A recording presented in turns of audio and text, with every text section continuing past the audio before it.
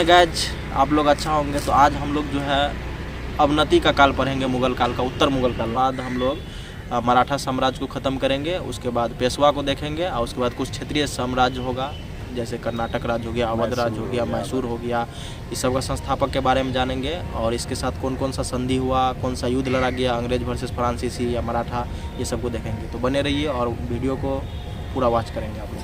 तो चलिए दोस्त, हम सब लोग स्टार्ट करते हैं उत्तर मुगल काल, जो कि उत्तर मुगल काल का जो कार्यकाल है 1707 से 1857। इससे पहले 1707 से मुगल काल का जो मेन मुगल काल था उसके बारे में हम सब लोग पढ़ के ख़त्म कर चुके हैं और मात्र एक वीडियो में, एक डिस्कशन में पढ़ के ख़त्म किए हैं।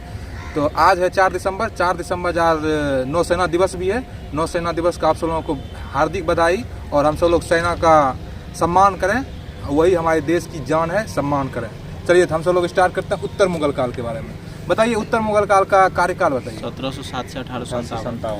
अच्छा, इसमें लगभग कितना मतलब कि शासक शासन किया? 9 शासक रहे, जैसे बहादुर शाह, जहांदार शाह, फर्रुखसियर, मोहम्मद शाह, अहमद शाह, आलमगीर द्वितीय, शाह आलम द्वितीय, अकबर द्वितीय और बहादुर शाह द्वितीय, जो कि जिसको जफर भी बोलते हैं। इस तरह से लगभग मुख्य 9 शासन इस पर शासन किया है।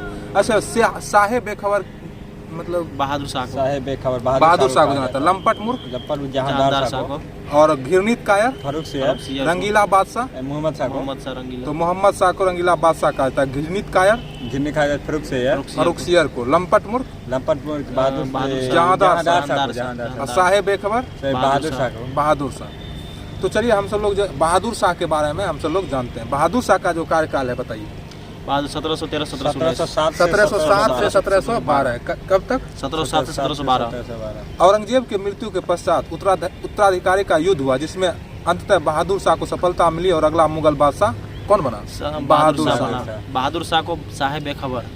बहादुर शाह को शाह बेखबर। अच्छा, ये बताइए कितने उम्र में गद्दी पे बैठा? मतलब सबसे बूढ़ा व्यक्ति अगर कोई मुगल में गद्दी बैठा है उत्तर मुगल काल में, तो कौन? बहादुर शाह, जो 63 वर्ष की आयु में, 63 वर्ष की उम्र में। ये बताइए इन्हीं के शासनकाल में 1708 ईस्वी में सिख धर्म के 10वें गुरु किसकी हत्या कर दी गई थी? गुरु नानक, गुरु गोविंद सिंह की हत्या। सिख धर्म के 10वें गुरु कौन थे? गुरु गोविंद सिंह की हत्या किसके काल में हुआ है? बहादुर शाह के काल में। बहादुर शाह कब हुआ है? 1708 में। 1708 में, ठीक है।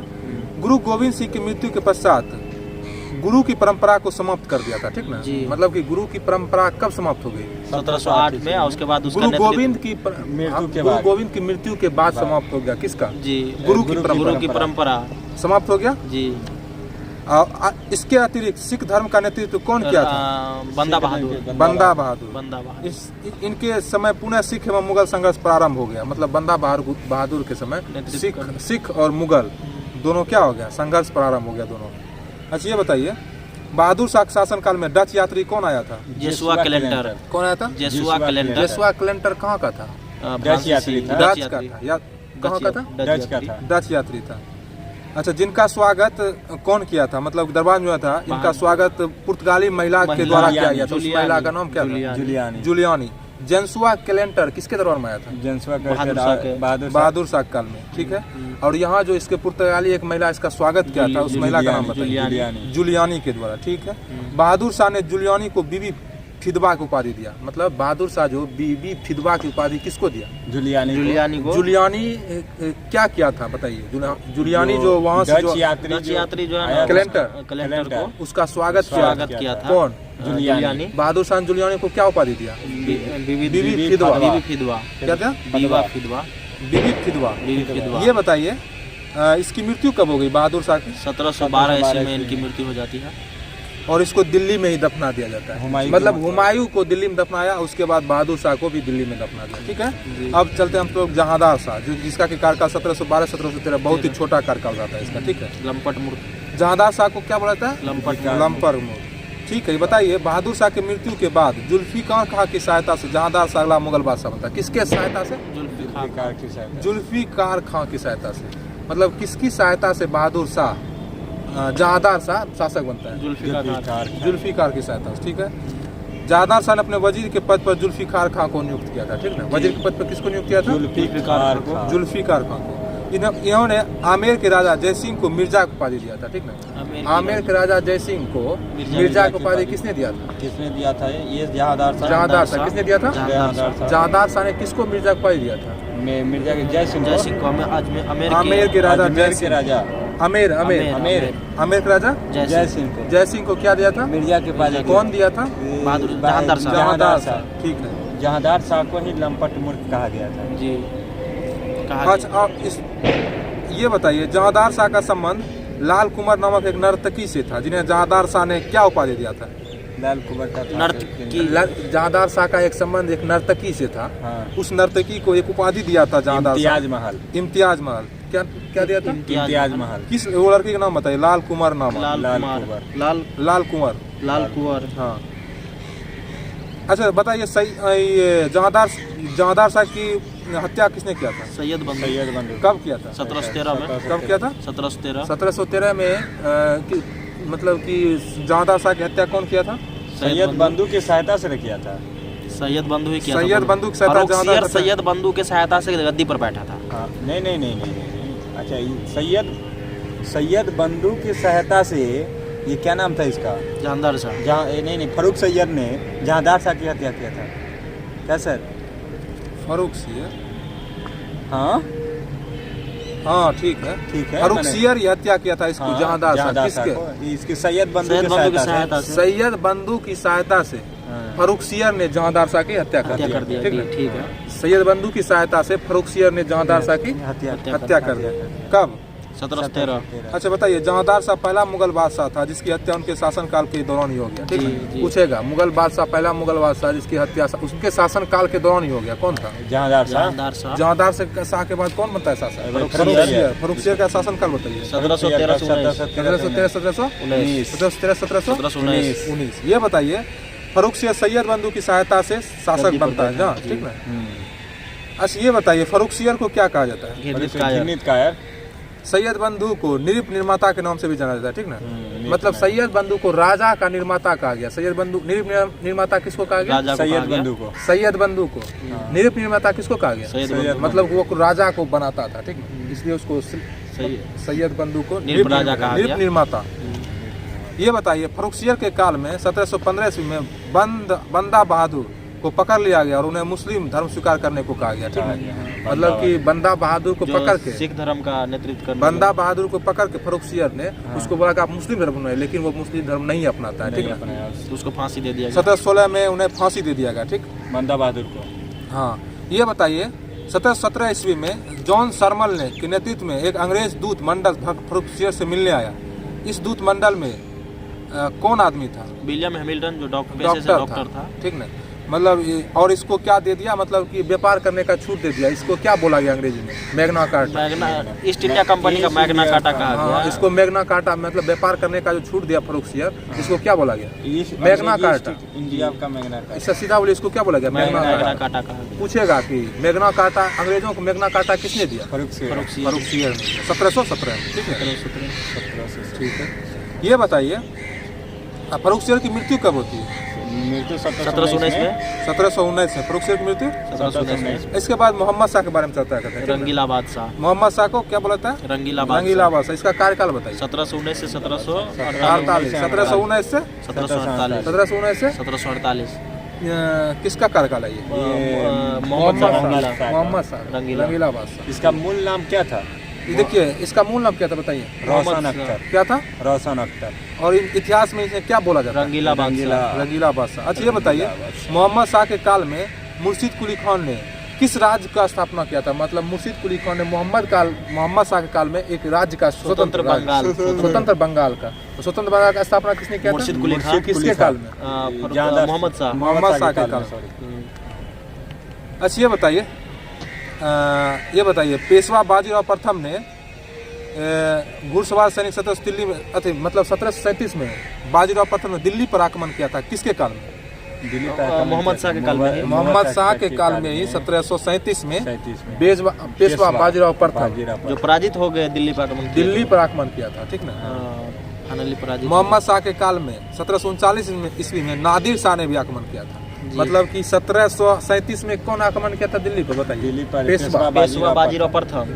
और नादिर शाह भी आक्रमण किया था कब? 1739 में। नादिर शाह कहाँ का था? ईरान का। किसके शासन काल में आक्रमण किया था? मोहम्मद शाह रंगीला। मोहम्मद शाह, ठीक ना, रंगीला, यही रंगीला बादशाह कहलाता है। मोहम्मद शाह रंगीला भी बोल सकते हैं। हाँ बोल सकते हैं, कोई दिक्कत, अच्छी बात है। ये बताइए मयूर सिंहासन को किसने लूट के ले गया? नादिर शाह। नादिर शाह कहाँ का था? ईरान का था। कब दिल्ली पर आक्रमण किया? 1739 में। बाजीराव प्रथम कब किया था? 1737 में। ये बताइए नादिर शाह जो थे किसके शासन काल में दिल्ली पर आक्रमण किया था? नादिर शाह मोहम्मद शाह रंगीला। मोहम्मद शाह रंगीला, ठीक है। ये बताइए, ये भी क्वेश्चन बन सकता है कि उत्तर मुगल काल में ये जो क्या बोलते हैं हीरा, कोहिनूर हीरा मयूर सिंहासन पे कोई मयूर सिंहासन कोई ले गया था। मयूर सिंहासन अंतिम बैठने वाला शासक यही था, मोहम्मद शाह। तो कौन था? मोहम्मद शाह रंगीला। हाँ मोहम्मद शाह रंगीला था अंतिम। बताइए नादिर शाह ईरान का नेपोलियन कहा जाता है। जी, नादिर शाह को ईरान का नेपोलियन कहा जाता है। मोहम्मद शाह की मृत्यु कब हो जाती है? 1748 में। अगला बादशाह कौन बनता है? अहमद शाह। अगला बादशाह अहमद शाह 48 से 54, 1748 से 1754 ईस्वी का कार्यकाल। अहमद शाह। कौन? अहमद शाह। बताइए अहमद शाह के शासनकाल में अफगान सेनापति भारत पंजाब के क्षेत्र पर आक्रमण करके जीत लिया था, समझे? अफगान का सेनापति जो है ना, पंजाब के क्षेत्र पर आक्रमण किया और जीत भी लिया। उस अफगान सेनापति का नाम बताइए। अहमद शाह अब्दाली। कौन था? अहमद शाह अब्दाली। कब आक्रमण किया था? 1748 में। कहाँ आक्रमण किया था? पंजाब के और अपने पर जीत भी लिया। तो मतलब अहमद शाह अब्दाली कहाँ का था? अहमद शाह अब्दाली अफगान का। अफगान का। नादिर शाह ईरान का। कब आक्रमण किया था भारत? 1739 में। Very good. अब बताइए अहमद शाह अब्दाली कहाँ का था? ये अफगान का। कब आक्रमण किया था? 1748।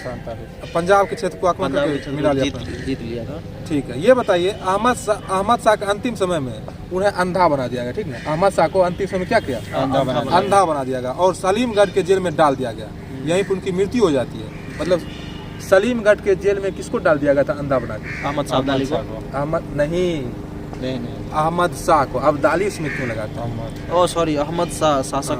वो तो अब्दाली अलग था ना। अहमद शाह अब्दाली अफगान सेनापति था अहमद शाह अब्दाली। तो सलीमगढ़ में किसको बंदी, मतलब खोल के बंदी में रख दिया? 1748 1754। अहमद शाह के बाद अगला मुगल शासक आलमगीर द्वितीय। पलासी का युद्ध किसके दरमियान हुआ? आलमगीर द्वितीय के कारण। कौन उस समय शासक? आलमगीर द्वितीय। कब हुआ था? 23 जून 1757। इसका डेट भी याद रखिए, 23 जून 1757। पलासी का युद्ध 23 जून 1757। हाँ जी। अच्छा, इस युद्ध में अंग्रेजी सेना बंगाल के नवाब सिराजुद्दौला सेना को पराजित कर दिया और प्रत्यक्ष रूप से बंगाल पर अंग्रेजों का अधिकार हो गया। मतलब कि पलासी का युद्ध जो हुआ, अंग्रेजी सेना बंगाल के नवाब सिराजुद्दौला सेना को पराजित कर दिया। मतलब कि सिराजुद्दौला के सेना को पराजित किसने किया था? अंग्रेज सेना को। और मतलब कि अप्रत्यक्ष रूप से बंगाल पर अधिकार हो गया किसका? अंग्रेजों का। पलासी के युद्ध के दरमियान। पलासी का युद्ध बताइए कब हुआ? 23 जून 1757। उस समय मुगल का बादशाह आलमगीर द्वितीय। आलमगीर द्वितीय, ठीक है। अहमद शाह जब अब्दाली भारत पर आक्रमण किया था उस समय कौन? 1748। अहमद शाह ही था। अहमद शाह अब्दाली किया था अहमद शाह। ठीक है। पलासी का युद्ध बताइए तो? 23 जून 1757। ठीक है। इसमें से किसको हराया? अंग्रेजी सेना किसको हरा दिया? सिराजुद्दौला का सेना को। ठीक है। अच्छा ये बताइए आलमगीर द्वितीय की हत्या किसने किया था? इमादुल मुल्क नामक व्यक्ति ने। कब किया था? 1759 में। 1759 में किसकी हत्या हुई थी? आलमगीर द्वितीय की। ठीक है। हाँ ठीक है। और इसके स्थान पर कौन आया? शाह आलम द्वितीय। शाह आलम द्वितीय आता है। ठीक है। शाह आलम द्वितीय का कार्यकाल बताइए। 1759 से 1760। 1759 से 1806। शाह आलम द्वितीय का मूल नाम क्या था? अली गौहर। अली गौहर किसका नाम था? शाह आलम द्वितीय का। शाह आलम द्वितीय का मूल नाम अली गौहर था। इसी के काल में 1761 में अफगान सेनापति अहमद शाह अब्दाली एवं मराठा के बीच पानीपत का तीसरा युद्ध लड़ा गया। शाह आलम द्वितीय। शाह आलम द्वितीय के काल में अफगान सेनापति कि अहमद शाह अब्दाली और किसके बीच पानीपत के तीसरा युद्ध? मराठा के बीच। इसमें किसकी जीत और किसकी हार होती है? मराठा की हार हो जाती है और अफगान सेनापति। अच्छा, शाह आलम पूछेगा अहमद शाह अब्दाली पहली बार कहाँ आक्रमण, मतलब कि किसके शासन में? अहमद शाह में। ठीक है। 1748। ठीक है। और 1761 में पानीपत के तीसरा युद्ध हुआ। इसमें कौन कौन लड़ता है? ये अहमद शाह अब्दाली मराठा की हार हो जाती है। अच्छा, शाह आलम द्वितीय के काल में बक्सर का युद्ध होता है, ठीक ना। बक्सर का युद्ध कब लड़ा गया? 1764। किसके काल में होता है? शाह आलम द्वितीय के काल में ही बक्सर का युद्ध होता है 1764, ठीक ना। यह युद्ध शाह आलम द्वितीय के नेतृत्व वाली त्रिकूट सेना बंगाल का अपदस्थ नवाब जो था मीर कासिम, ठीक ना। और इधर दूसरी तरफ हेक्टर अवध का नवाब शुजाउद्दौला और दूसरी तरफ कौन कौन था? हेक्टर मुंडो, जो अंग्रेजी सेना का नेतृत्व करते थे। जब बक्सर का युद्ध हुआ तो हेक्टर, एक तरफ अंग्रेजी सेना हेक्टर मुंडो लड़ रहा था और एक तरफ 3 सेना थी। किसकी सेना थी बताइए? मतलब नवाब का सिराजुद्दौला, अवध का सिराजुद्दौला, अवध का कौन था? अवध का नवाब जो था शुजाउद्दौला, सिराजुद्दौला नहीं बोले, शुजाउद्दौला।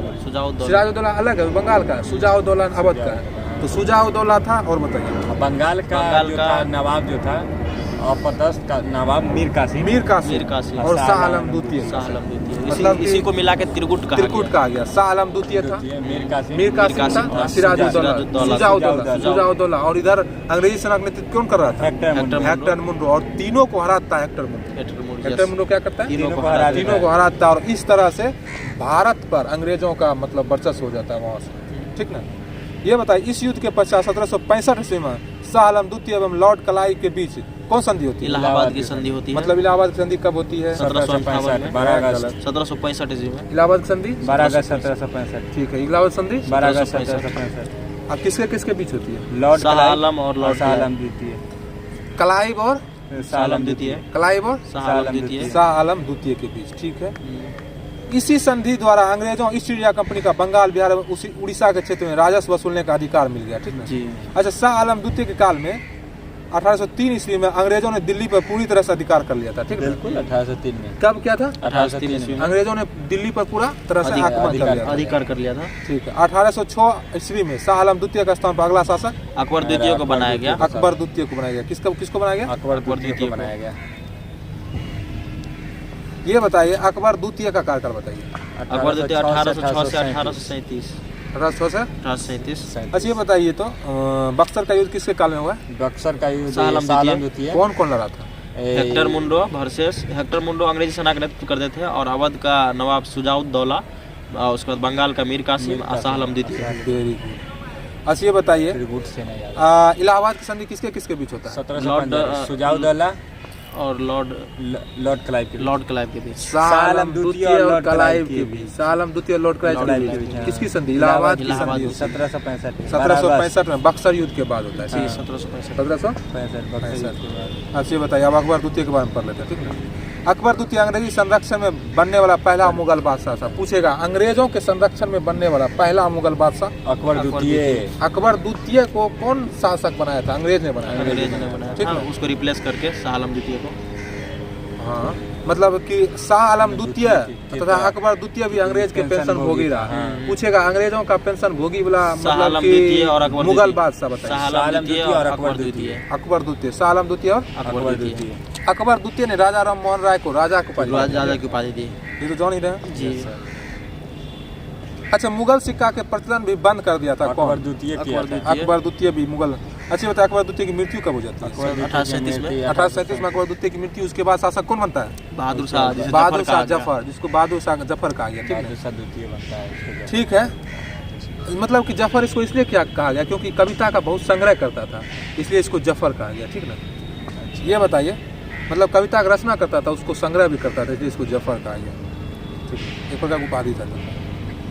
बताइए शाह आलम द्वितीय के शासनकाल में सैनिक विद्रोह हुआ था, ठीक है। हुआ था ना? सैनिक विद्रोह कब हुआ था? 1857 में। ये कहाँ से नेतृत्व कर रहा था? शाह आलम की बहादुर शाह द्वितीय। हाँ, बहादुर शाह द्वितीय के सैनिक विद्रोह कब हुआ था? 1857 में। कहाँ से नेतृत्व कर रहा था? दिल्ली से नेतृत्व कर रहा था, लिया गया, ठीक है। विद्रोही सेना का नेतृत्व दिल्ली से बहादुर शाह जफर किया था। अतः दिल्ली में हुमायूं के मकबरे के निकट बहादुर शाह पकड़ा गया। मतलब बहादुर शाह क्या हुआ? मतलब हुमायूं के मकबरे में छुपा हुआ था, ठीक है। इसलिए पकड़ा गया और उसको दिल्ली से उसको रंगून भेज म्यांमार में। मतलब इसको जो है ना अति पेंशन पर रंगून भेज दिया और वहीं धीरे धीरे मर गया रंगून में। कब मर गया? 1862 में बहादुर शाह की मृत्यु हो जाती है और उन्हें उसे दफना दिया गया। वो रंगून में दफना गया। हाँ, रंगून में। पूछेगा कि भारत में किसका मुगल बादशाह का जो मकबरा नहीं है? शाह आलम द्वितीय का एक और है बहादुर शाह जफर का। बहादुर शाह द्वितीय जफर। मतलब बहादुर शाह द्वितीय बोलिए। ऐसा भी होगा, क्वेश्चन बनेगा कि कौन कौन मुगल बादशाह था जो मतलब अपने मतलब अति देश में न रहकर कहीं दूसरे मतलब क्षेत्र में जाकर इसको दफनाया गया? ऐसे नहीं, क्वेश्चन डायरेक्ट पूछ लिया गया बीपीएससी के तहत से। मतलब एक ऐसा मुगल बादशाह का नाम बताइए जिसको इंडिया में एक मुट्ठी तक जमीन तक नसीब नहीं हुआ मरने के बाद। इस तरह का क्वेश्चन मिला था, मतलब पूछा गया, इसीलिए ऐसा पूछ सकता है कि एक मुट्ठी जमीन तक भी नसीब नहीं हुआ इनको दफनाने के लिए। कौन कौन शासक था? 2 था। तो एक तो शाह आलम द्वितीय हो गया जिसे बहादुर शाह जफर, बहादुर शाह द्वितीय हो गया जिसे जफर कहा गया। एक और था जी, कौन था बताइए? जिसको काबुल में, जिसका काबुल में दफनाया गया। पहले तो यहाँ था उसका, वो स्थानांतरित, कोई बात नहीं, वो स्थानांतरित हुआ था। ये बताइए अब जो है जैसे कि हम सब लोग उत्तर मुगल काल पूरे खत्म कर चुके हैं, मराठा साम्राज्य, मतलब कि जैसे कि उत्तर मुगल काल हो गया, मुगल काल पूरे खत्म कर चुके। अब हम सब चलते हैं मराठा काल में, समझे? मराठा काल, पेशवा काल, इसको खत्म करते हैं। देखिए मराठा काल के बारे में हम सब लोग जानते हैं। मराठा काल का मतलब स्वतंत्र मराठा साम्राज्य का स्थापना किसने किया था? छत्रपति शिवाजी। शिवाजी जी ने किया था। मतलब स्वतंत्र मराठा साम्राज्य का स्थापना छत्रपति शिवाजी। शिवाजी जी। ये बताइए शिवाजी का जन्म कब हुआ? 20 अप्रैल 1627। कब हुआ था? 20 अप्रैल 1627। कहाँ हुआ था? पुना के निकट, पुना के निकट शिवनेर में। कहाँ हुआ था? पुना के निकट शिवनेर में। कब हुआ था? 20 अप्रैल 1627। 20 अप्रैल 1627 में किसकी जन्म हुआ था? छत्रपति शिवाजी। ये बताइए इसके पिताजी का नाम क्या था? पिताजी का नाम शाहजी भोसले और जीजाबाई। माता क्या था? जीजाबाई। जन्म कब हुआ था? 20 अप्रैल 1627। कहाँ हुआ था? शिवनेर में, पुना के शिवनेर में। Okay, very good. ये बताइए इनका सबसे प्रभाव, इसका जो मतलब इन पर सबसे प्रभाव किसका पड़ा था? दादाजी कोंडदेव। वो जो है ना, मतलब कि सबसे ज्यादा प्रभाव इसकी माता का पड़ा था। दूसरा प्रभाव जो है ना सबसे ज्यादा गुरु जी था, दादाजी कोंडदेव, ठीक ना? कौन था? दादाजी कोंडदेव। हाँ, ये बताइए। वो राजनीतिक गुरु थे शायद। हाँ, जो। हाँ। अच्छा ये बताइए शिवाजी के द्वारा जीता गया पहला किला कौन था?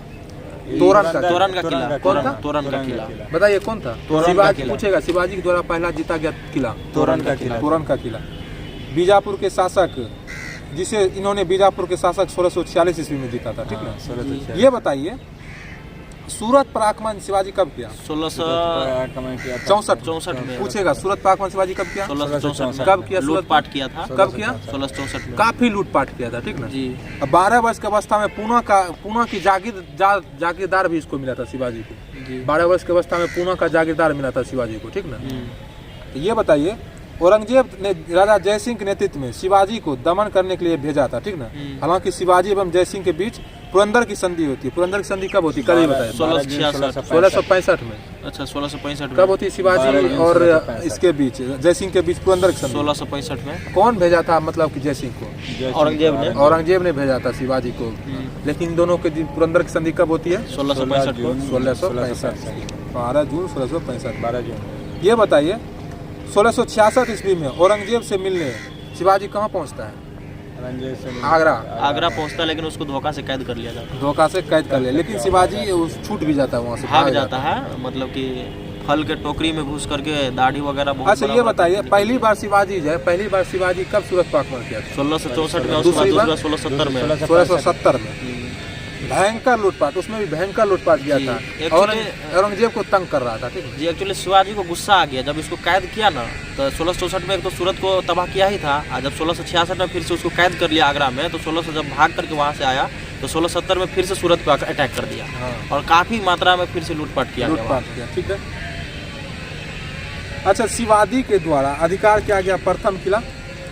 तोरण का किला पहला जीता था, लेकिन अधिकार किया था सिंहगढ़ का किला। 1647 में। रायगढ़ का किला, सिंहगढ़ का किला।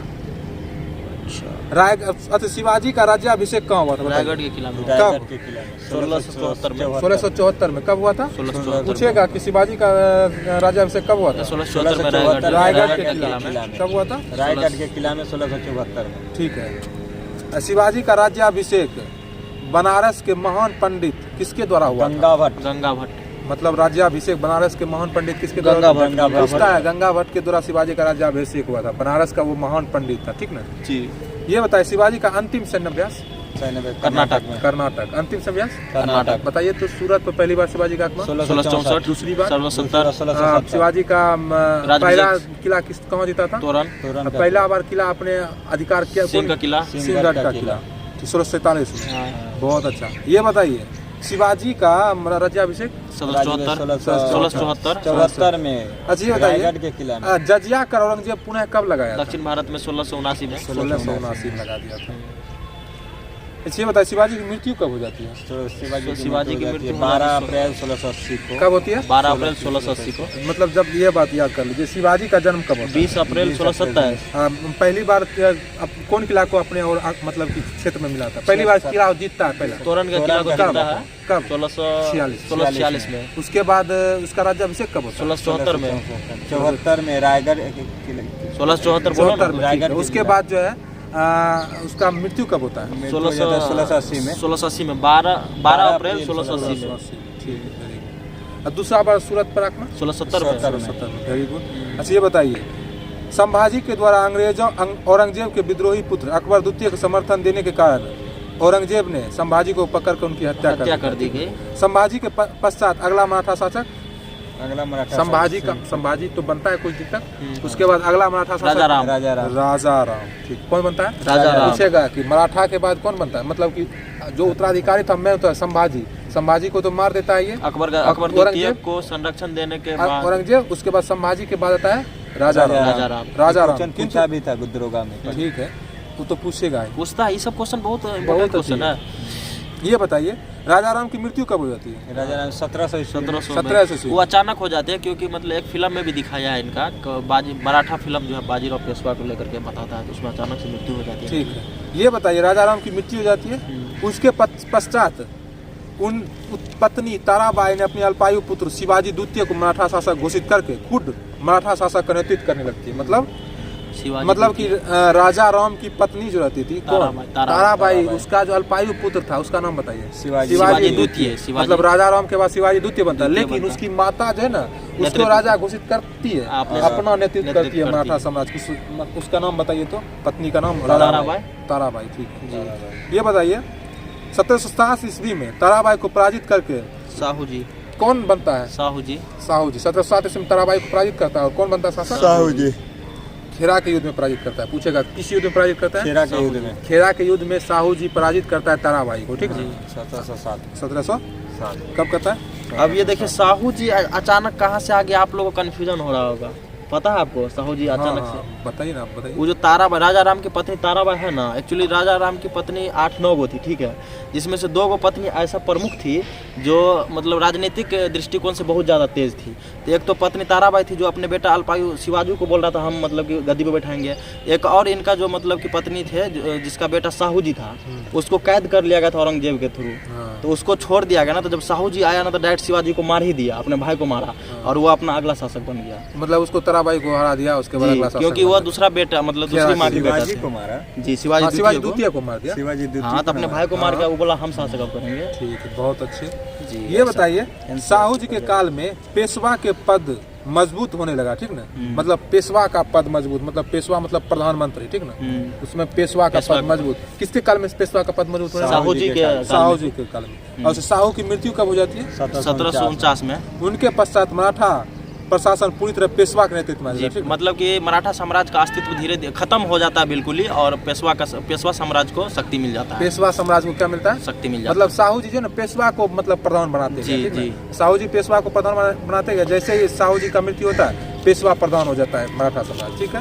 साहू जी की मृत्यु कब होती है? 1749 में। और शिवाजी की मृत्यु कब होती है? शिवाजी का मृत्यु 1627 में। 1680 में। सॉरी उसका जन्म 12 अप्रैल 1680 में शिवाजी की मृत्यु होती है। पहला शिवाजी गुजरात पर आक्रमण 1664 में। दूसरा में सूरत में गुजरात सूरत है ना तो ऐसे दूसरा 1670 में। ये बताइए भागलपुर नहीं ना। ये बताइए दूसरा सूरत पर आक्रमण दूसरा 1670 में। अच्छा राज्याभिषेक बताइए। राज्याभिषेक कब हुआ था बताइए? 1674 में। 1674 रायगढ़ के किले में राज्याभिषेक हुआ। शिवाजी के द्वारा राज्याभिषेक करवाया था क्या बोलते हैं गंगा भट्ट। शिवाजी के द्वारा सबसे पहला जीतने वाला किला का नाम बताइए? तोरण का किला। चलिए वेरी गुड पूछिए। ये बताइए मराठा प्रशासन के बारे में हम सब लोग चर्चा करते हैं, ठीक है जी। मराठा प्रशासन के ये बताइए मराठा प्रशासन का नींव किसने रखा? शिवाजी के द्वारा रखा गया। शिवाजी अपना राजकीय भाषा क्या रखा था? मराठी। इसके दरबार में मतलब कि एक सलाहकार के रूप में अष्टप्रधान रहता था, ठीक है? अष्टप्रधान। उसको क्या बोला गया? अष्टप्रधान। प्रशासन को सुचारू रूप से चलाने के लिए एक गठन का व्यवस्था हुआ, मतलब उसमें 8 आदमी का समूह था जिसको अष्टप्रधान कहा गया। अष्टप्रधान बोला गया। ओके, ये बताइए अष्टप्रधान का दूसरा प्रमुख पद? मजमूदार। कौन था? मजमूदार। मतलब अष्टप्रधान का दूसरा प्रमुख पद मजमूदार, जो वित्त मंत्री होता था, ठीक है? तीसरा प्रमुख पद वाक्यानवीस, जो गृह मंत्री होता था। मजमूदार किस पद पर होता था शिवाजी काल में? मतलब वित्त मंत्री के काल में। मजमूदार गृह मंत्री। मजमूदार अष्टप्रधान वित्त मंत्री के काल में। अच्छा। वाक्यानुवास गृह मंत्री को कहा जाता था। अच्छा, वाक्यानुवीस के कार्यालय को हुजूर दफ्तर कहा गया। क्या कहा गया? हुजूर दफ्तर। मतलब वाक्यानुवीस किस पद को कहा जाता था ये बताइए? गृह मंत्री। और इसके कार्यकाल को क्या कहा गया? मतलब कार्यालय को हुजूर दफ्तर। अच्छा, वाक्यानुवीस छत्रपति के कार्यों को लिपिबद्ध करने का कार्य करता था, ठीक है जी। अच्छा, शिवाजी का मुख्य कार्य शाही पत्राचार का देखभाल करना था, मतलब सचिव का मुख्य कार्य क्या था? शाही पत्राचार को देखरेख करना था। सचिव का मुख्य कार्य शाही पत्राचार को देखरेख करना था। अच्छा, पंडित राव कौन मंत्री थे?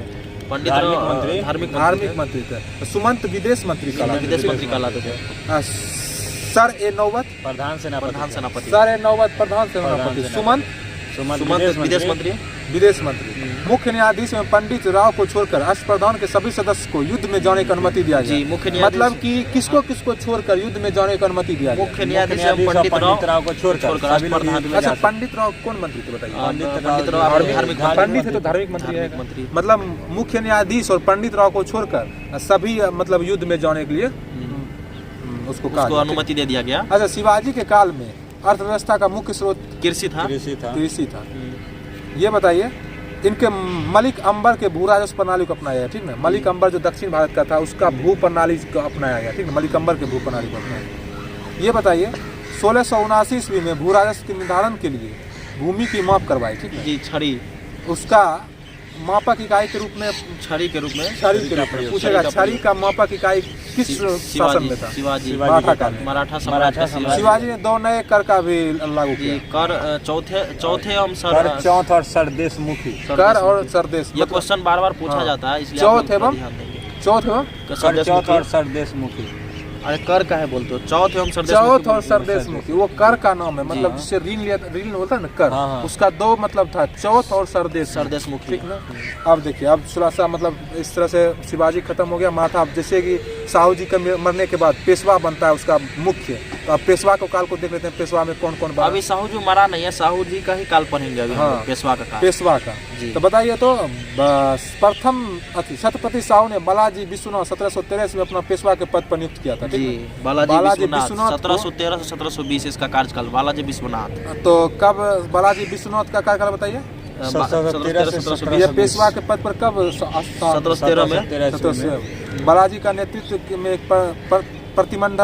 प्रतिनिधि मंडल मुगल बादशाह फर्रुखसिंह दरबार में पहुंचा था और दोनों के बीच समझौता हुआ था। कब हुआ था? 1717 में। 1719 में हुआ था। 1719 में। 1717 में नहीं 1719 में हुआ था। 1717 इसमें बालाजी विश्वनाथ। नहीं, वो गलत है लिखा हुआ। 1719 में हुआ, ठीक ना? सही किया। कब हुआ था? 1719 में। 1719 में किसके बीच एक समझौता हुआ? फर्रुखसिंह और बालाजी विश्वनाथ। फर्रुखसिंह और बालाजी विश्वनाथ के, ठीक है? उसके बाद बाजीराव प्रथम आता है 1720 से 1740। बाजीराव प्रथम सबसे इम्पोर्टेंट लड़ाकू पेशवा। इसी को जो है ना वही इससे हो गया था प्यार, मस्तानी बाई से। बाजीराव प्रथम को? हाँ। ओ, मस्तानी बाई ना? बाजीराव मस्तानी देखे ना मूवी? देखे। उसी को इससे ही प्यार हुआ था। बाजीराव प्रथम यही लड़ाकू पेशवा कहलाता था। मतलब लड़ाकू पेशवा कौन कहलाता था? बाजीराव प्रथम, क्योंकि इनके काल में सर्वाधिक युद्ध लड़ा गया और सभी में जीत हासिल किया। मतलब बाजीराव प्रथम जो है सभी में जीत हासिल करता है, ठीक है? ये बताइए गुरिल्ला पद्धति में काफी निपुण कौन था? वही बाजीराव प्रथम, छुप के मारने वाला गुरिल्ला। अच्छा, बुंदेलखंड का विजय अभियान कब किया था बाजीराव प्रथम? बुंदेलखंड का 1728 में। 1728 कब किया था? 1728 में। बुंदेलखंड का भी? 1728 में। अच्छा ठीक है। गुरिल्ला युद्ध का पद्धति सबसे ज्यादा किसने अपनाया था? बाजीराव प्रथम। बाजीराव प्रथम को लड़ाकू पेशवा भी कहा जाता था, ठीक है जी। बाजीराव प्रथम ने छत्रपति साहू को क्या कहे थे? आओ इसे पुराने वृक्ष पे प्रहार करे और ये शाखाएं तो खुद बोला ब खुद आओ इस पुराने वृक्ष के जड़ों पर प्रहार करें, शाखाएं खुद ब खुद नष्ट हो जाएगी। इस पर साहू ने बाजीराव प्रथम को कहा, आप निश्चित ही योग्य पिता का योग्य संतान है। आपके प्रयास से मराठा का पताका अटक से कटक तक, उड़ीसा, महाराष्ट्र से लेकर उड़ीसा, अटक से कटक तक लहराया जाएगा। अटक और कटक पता है कौन? जी, अटक महाराष्ट्र, कटक उड़ीसा। ठीक तो है, ठीक, टेंशन नहीं लीजिए। ये बताइए, तैयारी के साथ आए हैं। ये बताइए ये मालवा विजय 1735 में मालवा विजय, मालवा विजय 1735 में। 1735 में, ठीक है। ये बताइए दिल्ली पर आक्रमण ये कब किया था? दिल्ली पर आक्रमण 1737 में किया था। 1737 में किया था। उसमें शासक दिल्ली में कौन था? बहादुर शाह, मोहम्मद शाह रंगीला था ना। और अच्छा, मोहम्मद शाह रंगीला और बाजीराव प्रथम के बीच कौन संधि होती है? सिरोंज की संधि हुआ। कौन संधि होती है? सिरोंज की संधि किसके बीच होता है? बाजीराव प्रथम और मोहम्मद शाह रंगीला। मोहम्मद शाह रंगीला के बीच सिरोंज की संधि होती है, ठीक है जी। अच्छा, बाजीराव प्रथम को बाजीराव प्रथम का संघर्ष पुर्तगाली ईस्ट इंडिया कंपनी के साथ भी हुआ, ठीक ना जी। और इस संघर्ष में पुर्तगाली कंपनी कब्जे में स्थित सालसेट एवं बसिन द्वीप पर मराठा में अधिकार कर लिया। बाजीराव प्रथम सालसेट द्वीप को भी जीता और बसिन द्वीप को भी जीत लिया, ठीक है। अच्छा, ये इसका गुजरात अभियान कब था बताइए तो? गुजरात अभियान उसका ये बाजीराव प्रथम का गुजरात अभियान 1730 में। कब था? 1730 में गुजरात अभियान। 1730 में गुजरात अभियान। अच्छा, ये बताइए बाजीराव प्रथम ने अपने समय मुस्लिम युवा को भी नियुक्त किया। जी। उसके बाद आता है बालाजी बाजीराव, ठीक ना। बाजीराव प्रथम के बाद बाजीराव प्रथम, बालाजी बाजीराव 1740 से 1761, ठीक है। और इसको बालाजी बाजीराव को किस नाम से? नाना साहेब के नाम से। नाना साहेब किस नाम से? नाना साहेब। मराठा समाज का दूसरा संस्थापक इन्हें कहा जाता है। बालाजी बाजीराव को नाना साहेब के नाम से जानते हैं। बालाजी बाजीराव को मराठा साम्राज्य का। ये बताइए मालवा विजय बाजीराव प्रथम का। मालवा विजय बाजीराव प्रथम का 1735। और दिल्ली पर आक्रमण 1737। ये बताइए सिरोंज की संधि किसके बीच? मोहम्मद शाह रंगीला वर्सेस बालाजी बाजीराव प्रथम। ये बताइए गुजरात पर अभियान 1730। कब? 1730। ये बताइए बालाजी बाजीराव के बारे में हम सब लोग पढ़ रहे थे, ठीक ना। छत्रपति साहू की मृत्यु, बालाजी बाजीराव के काल में छत्रपति साहू की मृत्यु होती है। छत्रपति साहू की मृत्यु कब होती है? 1749 में। 1748 में। गलत है। छत्रपति साहू की मृत्यु कब होती है? 1748 में। 1748। इसके बाद अगला छत्रपति कौन बनता है? अगला छत्रपति बनता है राजा राम द्वितीय। राजा राम द्वितीय मतलब छत्रपति साहू की मृत्यु 1750 में होता है। नहीं 1750 जी नहीं, 1750 में। हम जितना बता नहीं, वो गलत लिखा। सर सुधार करवाए थे आप, नहीं किए थे। 1750 करवाए थे, लेकिन गलत किया। अच्छा, ये बता, छोड़िए इसको थोड़ा सा देख लीजिएगा आप सब लोग। ये बताइए छत्रपति साहू की मृत्यु के बाद अगला मतलब साहू जी कौन बनता है? मतलब अगला छत्रपति राजा राम द्वितीय बना। राजा राम द्वितीय बना। छत्रपति साहू की मृत्यु के बाद अगला शासक राजा राम द्वितीय, मतलब छत्रपति राजा राम द्वितीय। अच्छा, ये बताइए राजा राम द्वितीय एवं बालाजी बाजीराव के बीच संगोली की संधि कब होती है? 1748 में जब मृत्यु हो जाएगा तो 1749 में उसके साथ कैसे होगा? कौन सी संधि? अभी पढ़िए, अब नीचे। ये किसके साथ हुआ? राजा राम द्वितीय बाजीराव के साथ हुआ। हाँ, समझे कि नहीं? राजा राम द्वितीय। हाँ, तब हम साहू जी की मृत्यु के बारे में शायद उसका मृत्यु 1750 में नहीं है, 1747 से क्या उसको देख लिया जाएगा। चलिए आगे बढ़िए ना। ठीक है, हम तो पूरे देख लेंगे। ये बताइए राजा राव द्वितीय एवं बालाजी बाजीराव के बीच संगोली की संधि 1749 में। 1749। 1750 छोड़ दीजिए, इसको छोड़ दीजिए, लेकिन 1750 ही। चलिए 1750 में संगोला का संधि बालाजी बाजीराव वर्सेस 67 तक। संगोला की संधि, संगोला की संधि, संगोला की संधि किसके किसके बीच होता है? बालाजी राजाराम द्वितीय और बालाजी बाजीराव के बीच। पहले इसको याद कर लिए। संगोला की संधि किसके किसके बीच होता है? राजाराम द्वितीय और बालाजी बाजीराव। राजाराम द्वितीय और बालाजी बाजीराव। राजाराम द्वितीय क्या था बताइए? राजाराम द्वितीय क्या था? क्या थे, मतलब किस पद पर थे? छत्रपति के पद पर। छत्रपति के पद। किस पद पर थे? छत्रपति के। राजाराम द्वितीय किस पद पर थे? छत्रपति के पद पर। छत्रपति के पद पर थे, ठीक ना। छत्रपति के पद पर किसके मरने के बाद ये बनता है? साहू जी के। साहू के मरने के बाद। छत्रपति के पद पर साहू के मरने के बाद। ये बताइए पानीपत का तीसरा युद्ध कब हुआ? 1761 में। बालाजी बाजीराव काल में, ठीक ना जी। 1761 ईस्वी में पानीपत का तीसरा युद्ध हुआ। युद्ध में मराठा सेना के सैद्धांतिक प्रधान विश्वनाथ राव। देखिए, युद्ध में मराठा सेना का सैद्धांतिक प्रधान कौन था? विश्वनाथ राव। विश्वास राव को बनाया गया। किंतु इस युद्ध का वास्तविक नेतृत्व कौन कर रहा था? सदाशिव राव भाव। मतलब कि युद्ध का वास्तविक नेतृत्व कौन कर रहा था? सदाशिव राव भाव। सदाशिव राव भाव कौन कर रहा था? सदाशिव राव भाव। पानीपत का तृतीय युद्ध का नेतृत्व सदाशिव राव भाव। अरे उसको छोड़ दीजिए, अभी उसको देखने से क्या होगा। ठीक है, ये बताइए ठीक है सर। पानीपत के तीसरे युद्ध में अफगान सेनापति 50। ठीक है, संगोला की सदी कब हुआ था? 1750। 1750 में। ये भी 1747 होगा। ये बताइए पानीपत के तीसरे युद्ध में अफगान सेनापति अहमद शाह अब्दाली ने मराठा सेना को बुरी तरह पराजित कर दिया। जी सर जी। बालाजी बाजीराव की मृत्यु हो गई और इसके बाद अगला पेशवा माधव नारायण राव। मतलब कि बालाजी बाजीराव की मृत्यु का अगला पेशवा माधव नारायण। माधव नारायण राव, ठीक है। माधव नारायण राव का काल बताइए। 1761 से 72। 1772। संगोला की संधि कब हुई? 1750 में। किसके किसके बीच? बालाजी राजाराम द्वितीय बालाजी बाजीराव। संगोला की संधि हुई थी, ठीक है। और ये इसका ठीक है, कोई बात नहीं। ये बताइए संगोला की संधि बहुत इम्पोर्टेंट है। हाँ, संगोला की संधि किसके किसके बीच होती है? राजाराम द्वितीय और बालाजी बाजीराव। माधव नारायण किसके मरने के बाद बनता है? बालाजी राजाराम द्वितीय के बाद। बालाजी बाजीराव की मृत्यु के बाद राजाराम द्वितीय तो छत्रपति है। क्या है? छत्रपति है। ये बताइए माधव नारायण राव इन्होंने मैसूर के शासक हैदर अली को समझौता करने के लिए विवश किया, तो हैदराबाद के शासक को भी संधि करने के लिए मजबूर कर दिया था, ठीक है। कौन? मतलब माधव नारायण राव। मतलब माधव नारायण राव के बारे में कहा जाता है कि मराठा का जो शक्ति खोया हुआ था ना, ये बहुत ही जल्दी वापस ले लिया, ठीक ना। मतलब मराठा का जो शक्ति बालाजी बाजीराव के मरने के बाद खो गया था, या उसके दरमियान में जो अहमद शाह अब्दाली आक्रमण किया था, मराठा का शक्ति धीरे धीरे खो गया था। जैसे ही माधव नारायण राव बनता है तो मराठा की शक्ति को अपने खुद मतलब फिर वापस लाता है, मराठा को शक्तिमान बनाता है। तो इसके दरमियान में उन्होंने मैसूर के शासक हैदर अली को समझौता करने के लिए विवश करता है, हैदराबाद के शासक को भी संधि करने के लिए मजबूर करता है। कौन? माधव नारायण राव। इन्होंने मुगल बादशाह को भी दिल्ली की राजगद्दी पर बैठने में सफलता हासिल की, जी, ठीक ना। सही बात है। ये बताइए किंतु 1772 ईस्वी में युवा पेशवा की मृत्यु हो गई। मतलब माधव नारायण की मृत्यु कब?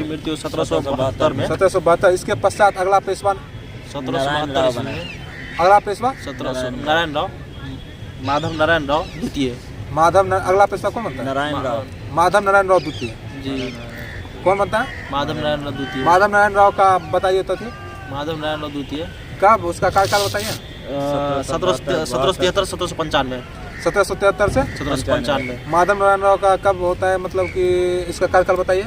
1773 से 1795। माधव नारायण राव द्वितीय अल्पायु बच्चा था जी। इन्होंने शासन की बागडोर चलाने के 12 सदस्यीय कमेटी का गठन किया गया था, जिसे क्या कहा? 12 भाई परिषद कहा गया। 12 भाई परिषद किसके द्वारा बनाया गया था? माधव नारायण राव द्वितीय। माधव नारायण राव द्वितीय के साथ मतलब कि 12 भाई परिषद का गठन 12 सदस्य का था, जो कि बहुत अल्पायु था, ठीक ना। जी जी। ये बताइए इस परिषद में सबसे प्रमुख कौन था? नाना फडणवीस। कौन था? नाना फडणवीस। 12 भाई परिषद के सबसे प्रमुख नानाजी फडणवीस और दत्तोजी पंत महा, जो सिंधिया के थे, ठीक ना। महाजी सिंधिया बोलिए ना। पंत महाजी सिंधिया, ठीक है। दूसरी ओर रघुनाथ राव ने अंग्रेजी ईस्ट इंडिया कंपनी से खुद पेशवा बनाने के लिए 1775 ईस्वी में सूरत की संधि कर लिया, ठीक ना जी। मतलब क्या किया? दूसरी ओर रघुनाथ राव ने खुद पेशवा बनने के लिए अंग्रेजों के साथ सूरत की संधि कब किया? 1775 में। 1775 में किसके किसके बीच सूरत की संधि होती है?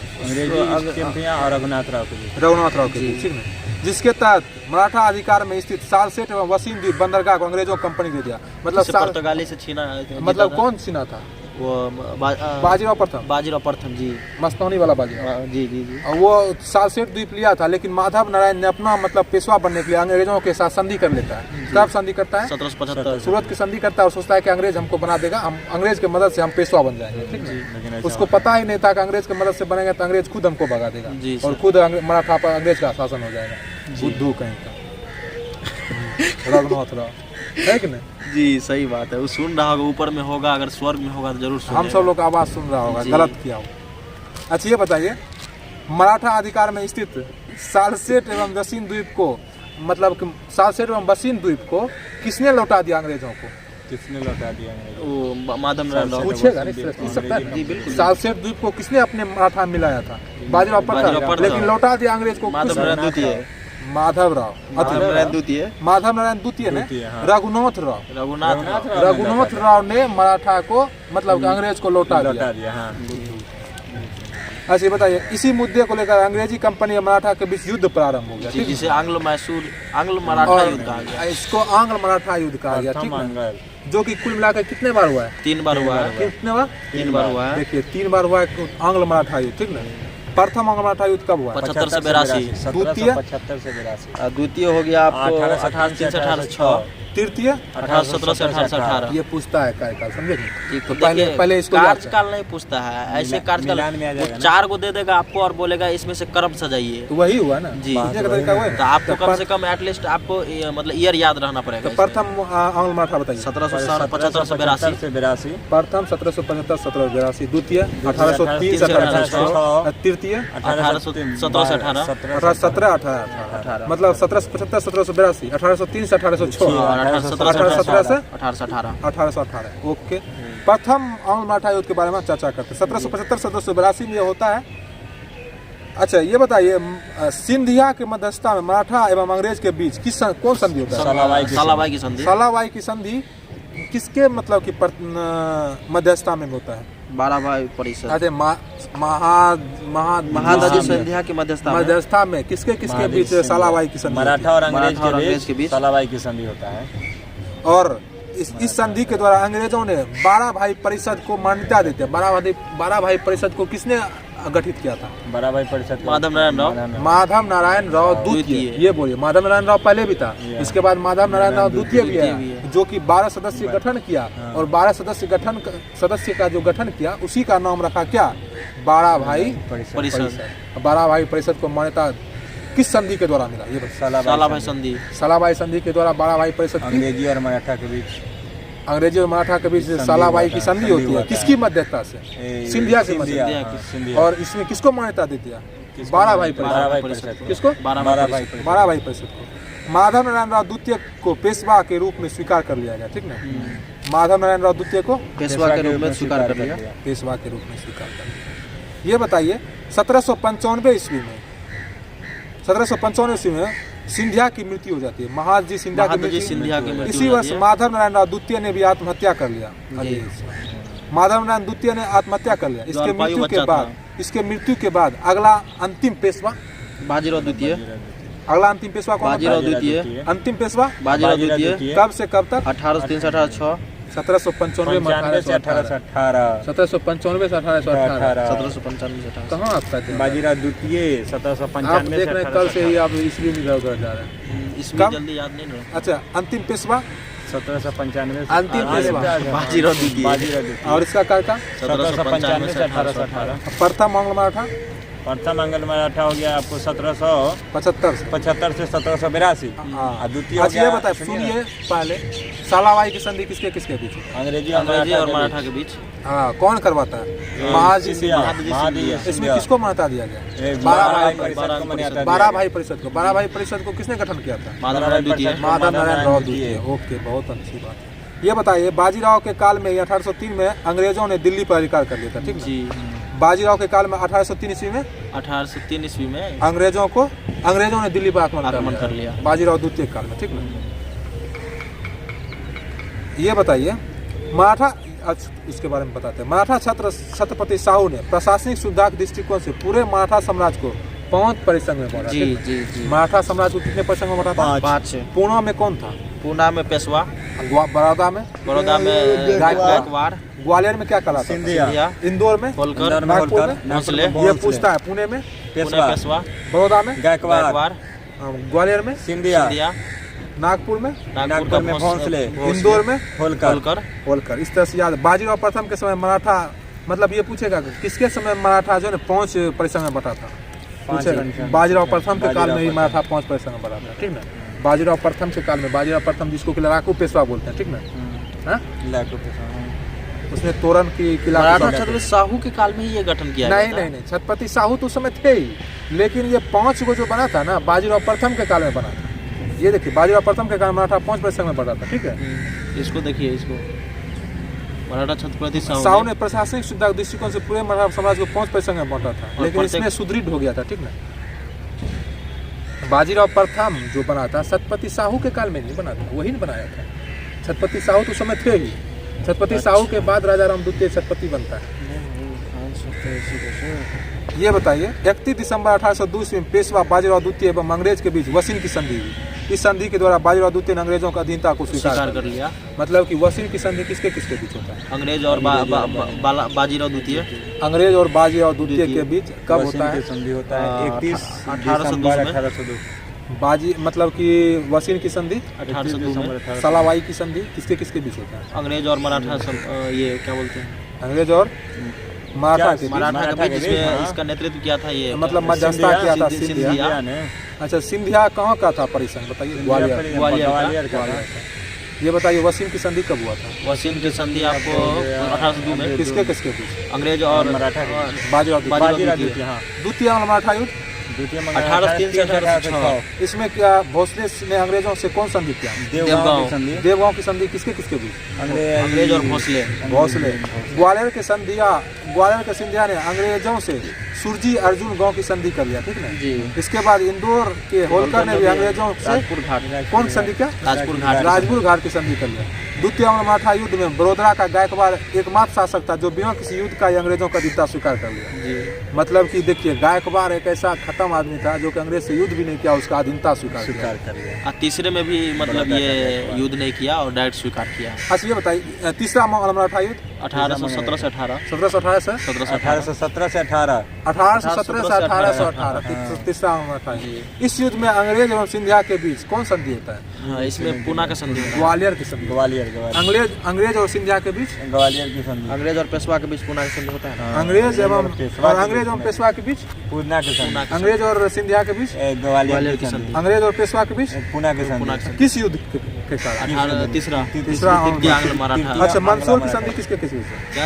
मंदसौर की संधि। मंदसौर के बीच संधि आपको अंग्रेज और होलकर के बीच। अंग्रेज और होलकर, ये सब होता है तीसरे मराठा के जी। लेकिन अच्छा, अंग्रेज एवं भोसले के बीच अंग्रेज और भोसले के बीच हो जाता है नागपुर की संधि। इस युद्ध में भी बड़ौदा ने गायकवाड़ ने हिस्सा नहीं लिया, मतलब कि गायकवाड़ दोनों में हिस्सा नहीं लिया और डायरेक्टली मतलब अधीनता स्वीकार कर लिया। ऐसा क्या जीना ऐसा नहीं है ना। ये बताइए, 1818 में पेशवा का पद समाप्त कर दिया गया एवं अंतिम पेशवा बाजीराव द्वितीय को कानपुर के निकट बिठूर नामक क्षेत्र की जागीरदारी देकर अंग्रेज का पेंशन प्राप्त करने लगा, ठीक है जी। कानपुर, मतलब कि बाजीराव द्वितीय को कानपुर भेज दिया और वहाँ बोला कि आप पेंशन पर ये हम पेंशन जाकर आपको दे रहे हैं, ठीक है। उसी के क्षेत्र से पेंशन कलेक्ट करके उसको कानपुर पेंशन दे रहा था, कुछ पैसा बचा करके। कितना मूर्ख आदमी था वो। ये बताइए, बाजीराव द्वितीय की मृत्यु के पश्चात नाना साहब को भी अंग्रेजों ने पेंशन दिया, ठीक है। नाना साहब ने भी अंग्रेजों को पेंशन दिया। पहला लॉर्ड डलहौजी के शासनकाल में डलहौजी ने नाना साहब का पेंशन बंद कर दिया, ठीक ना। डलहौजी ने क्या किया? नाना साहब को भी कानपुर भेज दिया। बाजीराव द्वितीय को कानपुर भेजा ही था, नाना साहब भी था वहाँ भी, उसको भी दे रहा था पेंशन। और जैसे डलहौजी आता है उसका पेंशन देता है बंद कर, और जब बंद कर देता है डलहौजी बोला क्या ये दत्तक पुत्र है, इसको हम पेंशन नहीं, मतलब गोद लिया हुआ पुत्र को हम पेंशन नहीं देंगे। इसी बात मतलब वो खपा हो गया। इसलिए कानपुर से नेतृत्व जो 1857 का सैनिक विद्रोह था, कौन किया था? यही नाना साहब। टोपी भी कहा जाता। नहीं वो अलग था, क्या टोपी अलग था। सैन का नेतृत्व किया था नेपाल 1857 में जो हुआ था ना सैन, उसको पढ़ा जाएगा, आगे चलिए ना, वो आगे तक निकल जाते हैं भाई साहब। वो चीज़ है, सैन्य नेतृत्व किया था, वो टट्टिया टोपी अलग चीज़ है, ठीक। ये बताइए, अब तो हम सब लोग लगभग इसको मतलब पेशवा पढ़ लिए, इसके बाद कुछ संधि को हम सब लोग देखते हैं, पता ठीक ना। जी। बताइए सिरोज की संधि होता है 1737 में, सिरोज की संधि 1737 में। बाजीराव प्रथम मोहम्मद शाह रंगीला के बीच होता है, ठीक ना। जी, सिरोंज की संधि। सिरोज की संधि किसके किसके बीच? बालाजी प्रथम और मोहम्मद शाह बाजीराव प्रथम प्रथम और मोहम्मद शाह रंगीला नहीं होता है सिरोज की संधि 1737 बाजीराव प्रथम और मोहम्मद शाह रंगीला किसके बीच? 1700 बाजीराव प्रथम मोहम्मद शाह रंगीला के बीच। सिरोंज। अच्छा संगोला का संधि कब होता है? संगोला के संधि संगोला का 1750 में। अंतिम छत्रपति राजा राव द्वितीय एवं बालाजी बाजीराव, मतलब कि राजा राम द्वितीय और बालाजी बाजीराव के बीच कौन संधि होती है? संगोला कब होती है? 1750। रघुनाथ राव एवं अंग्रेज के बीच सूरत की संधि होती है, कब होती है? 12 अगस्त 1765। 1775 में। 1775 में रघुनाथ एवं अंग्रेज और अंग्रेज के क्या बीच चीज की संधि पूछे? सूरत की संधि। अच्छा सूरत की संधि। ये बताइए आंग्ल मराठा युद्ध जो है सालाबाई की संधि कब होती है? आंग्ल मराठा जो होता है 1775 1782 में समाप्त होता है, हाँ? प्रथम आंग्ल मराठा। उसके बाद सालाबाई की संधि होती है, कब होती है? सालाबाई की संधि 1782 में। 1782 कब होता है? 1782 1782 में। और सर बताइए सालाबाई की संधि 1782 में। संगोली की संधि कब होता है? संगोली का संधि कब होता है? 1816 में संगोली की संधि होती है। इसी में प्रथम आंग्ल नेपाल युद्ध हुआ था, ठीक है, प्रथम। जो कि वही सैन्य नेपाल में तात्या टोपे कर रहा था। अच्छा, वही सैन्य के नेतृत्व कौन क्या था? तात्या टोपे। तात्या टोपे। नेपाल वही का प्रथम आंग्ल नेपाल युद्ध जो हुआ 1816 में, वही संगोली की संधि हुआ, ठीक है। जी। अच्छा ये बताइए मुंशी शिवगांव की संधि, ये पूछता है मुंशी शिवगांव की संधि 1728 कब हुआ? 1728 में। मुंशी शिवगांव की संधि मुंशी शिवराव। मुंशी शिवगांव। मुंशी शिवगांव। हाँ ये पूछता है मुंशी 1728 में। किसके किसके बीच? मराठा एवं हैदराबाद। मराठा एवं हैदराबाद के बीच कौन कौन संधि होता है? मुंशी और मुंशी शिवगांव की संधि मुंशी शिवगांव कब होता है? 1728 में। पूछेगा मुंशी शिवगांव की संधि 1728 में। किसके किसके बीच? मराठा और हैदराबाद कब? 1728 ओके, में। बहुत बहुत धन्यवाद। हम सब लोग मराठा साम्राज्य पूरे पढ़ लिए। आप सब लोग इसी तरह से देखिए और पूरा लाभ उठाइए। आगे हम बढ़ते हैं क्षेत्र राज के बारे में कुछ हम सब लोग जानते हैं। जैसे कि क्षेत्र राज जैसे कि हैदराबाद हुआ, अवध राज हुआ, मैसूर हुआ। मैसूर में जो मतलब कि 3 जो आंग्ल मैसूर हुआ था उसके बारे में पढ़ेंगे। उसके बाद हम अब आंग्ल पंजाब युद्ध के बारे में पढ़ेंगे। उसके बाद बंगाल राज के बारे में पढ़ेंगे। क्षेत्र राज इतने पढ़ लेते हैं, उसके बाद हमारा मेवाड़ स्त्री खत्म हो जाता है। जी। चलिए तो हम सब लोग क्षेत्र राज के बारे में पढ़ते हैं। हैदराबाद के बारे में सबसे पहले पढ़ते हैं, ठीक है। स्वतंत्र हैदराबाद राज की स्थापना कौन किया? निजामुल मुल्क। इसका मूल नाम? चिनकिलिज खां। इनका मूल नाम? चिनकिलिज खां। हैदराबाद का स्थापना? हैदराबाद का स्थापना 1724। अरे हैदराबाद की स्थापना किसने किया था? मोहम्मद रंगीला। निजामुल्क। निजामुल। अच्छा मोहम्मद शाह के रंगीला के शासन काल में किया गया था। जो पूछे वो बताइए। निजामुल मुल्क के द्वारा किया गया था, ठीक है, हैदराबाद का स्थापना। ये बताइए हैदराबाद का जब स्थापना हो रहा था उस समय उसका मतलब मुगल का शासक कौन था? मोहम्मद शाह रंगीला। अच्छा आप ये बताइए कि मोहम्मद शाह रंगीला का कार्यकाल बताइए। कार्यकाल तो मोहम्मद शाह रंगीला है 1719 से 1748। 1719 1724 में मुगल बादशाह रंगीला। रंगीला तो था ही। 1719 1748 मोहम्मद शाह रंगीला। ये बताइए लॉर्ड वेलेस्ली ने 1798 ईस्वी में सहायक संधि प्रारंभ किया और इस संधि को अपनाने वाला पहला राज्य कौन था? हैदराबाद। मतलब सहायक संधि को अपनाने वाला पहला राज्य हैदराबाद। कब? 1798 में। किसके किसके बीच सहायक? लॉर्ड वेलेस्ली और हैदराबाद। ये बताइए स्वतंत्रता प्राप्ति के पश्चात हैदराबाद राज्य ने न तो भारत में रहना चाहा और न ही पाकिस्तान में रहना चाहा, बल्कि वह स्वतंत्र रूप से रहना चाहा, बल्कि वह स्वतंत्र रूप के शासन करना चाहा। किंतु सरदार वल्लभ भाई पटेल के नेतृत्व में पुलिसी कार्रवाई के द्वारा हैदराबाद राज्य को भारत में मिला लिया। पूछता है कि हैदराबाद को किस कार्रवाई के द्वारा भारत में मिला? पुलिसी कार्रवाई के द्वारा, ठीक है। कब किस कार्रवाई के द्वारा? पुलिसी कार्रवाई। अवध राज बारे में पढ़ते हैं, ठीक ना। इसकी स्थापना किसने किया? सआदत। इसी को कहा जाता है कौन? ऑपरेशन पोलो। किसको? यही हैदराबाद राज को। हाँ ऑपरेशन पोलो के तहत। जी सही बात है, मतलब उसके द्वारा ऑपरेशन पोलो पुलिसी कार्रवाई वही। ये बताइए इसकी स्थापना सआदत अली के द्वारा अवध राज का स्थापना हुआ, ठीक ना। सआदत खां के द्वारा, जिसका मूल नाम क्या था? बुरहान उल मुल्क था। इन्होंने मुगल बादशाह मोहम्मद शाह रंगीला काल में 1722 ईस्वी में एक स्वतंत्र अवध राज का स्थापना किया था और राजधानी कहाँ रखा था? लखनऊ थी। मतलब हैदराबाद भी मोहम्मद शाह रंगीला के काल में और अवध भी मोहम्मद शाह रंगीले के काल में। 1700 अवध 1722 में और हैदराबाद 1724 में। अवध राज अंग्रेजी शासन प्रणाली का एक महत्वपूर्ण राज था, ठीक ना। ये बताइए लॉर्ड वेलेस्ली के द्वारा प्रारंभ किए गए सहायक संधि को अवध शासक ने कब स्वीकार किया? 1801 में। सहायक संधि को कब स्वीकार किया? 1801 में। किसके द्वारा बनाया गया सहायक संधि? लॉर्ड वेलेस्ली के द्वारा। वेलेस्ली, हाँ सॉरी, लॉर्ड वेलेस्ली के द्वारा। वेलेस्ली के द्वारा सहायक संधि बनाया गया था। इसको अवध ने कब स्वीकार किया? 1801 में। अच्छा बताइए, डलहौजी ने अवध राज को अपने साम्राज्य में कब मिलाया? 1856 में।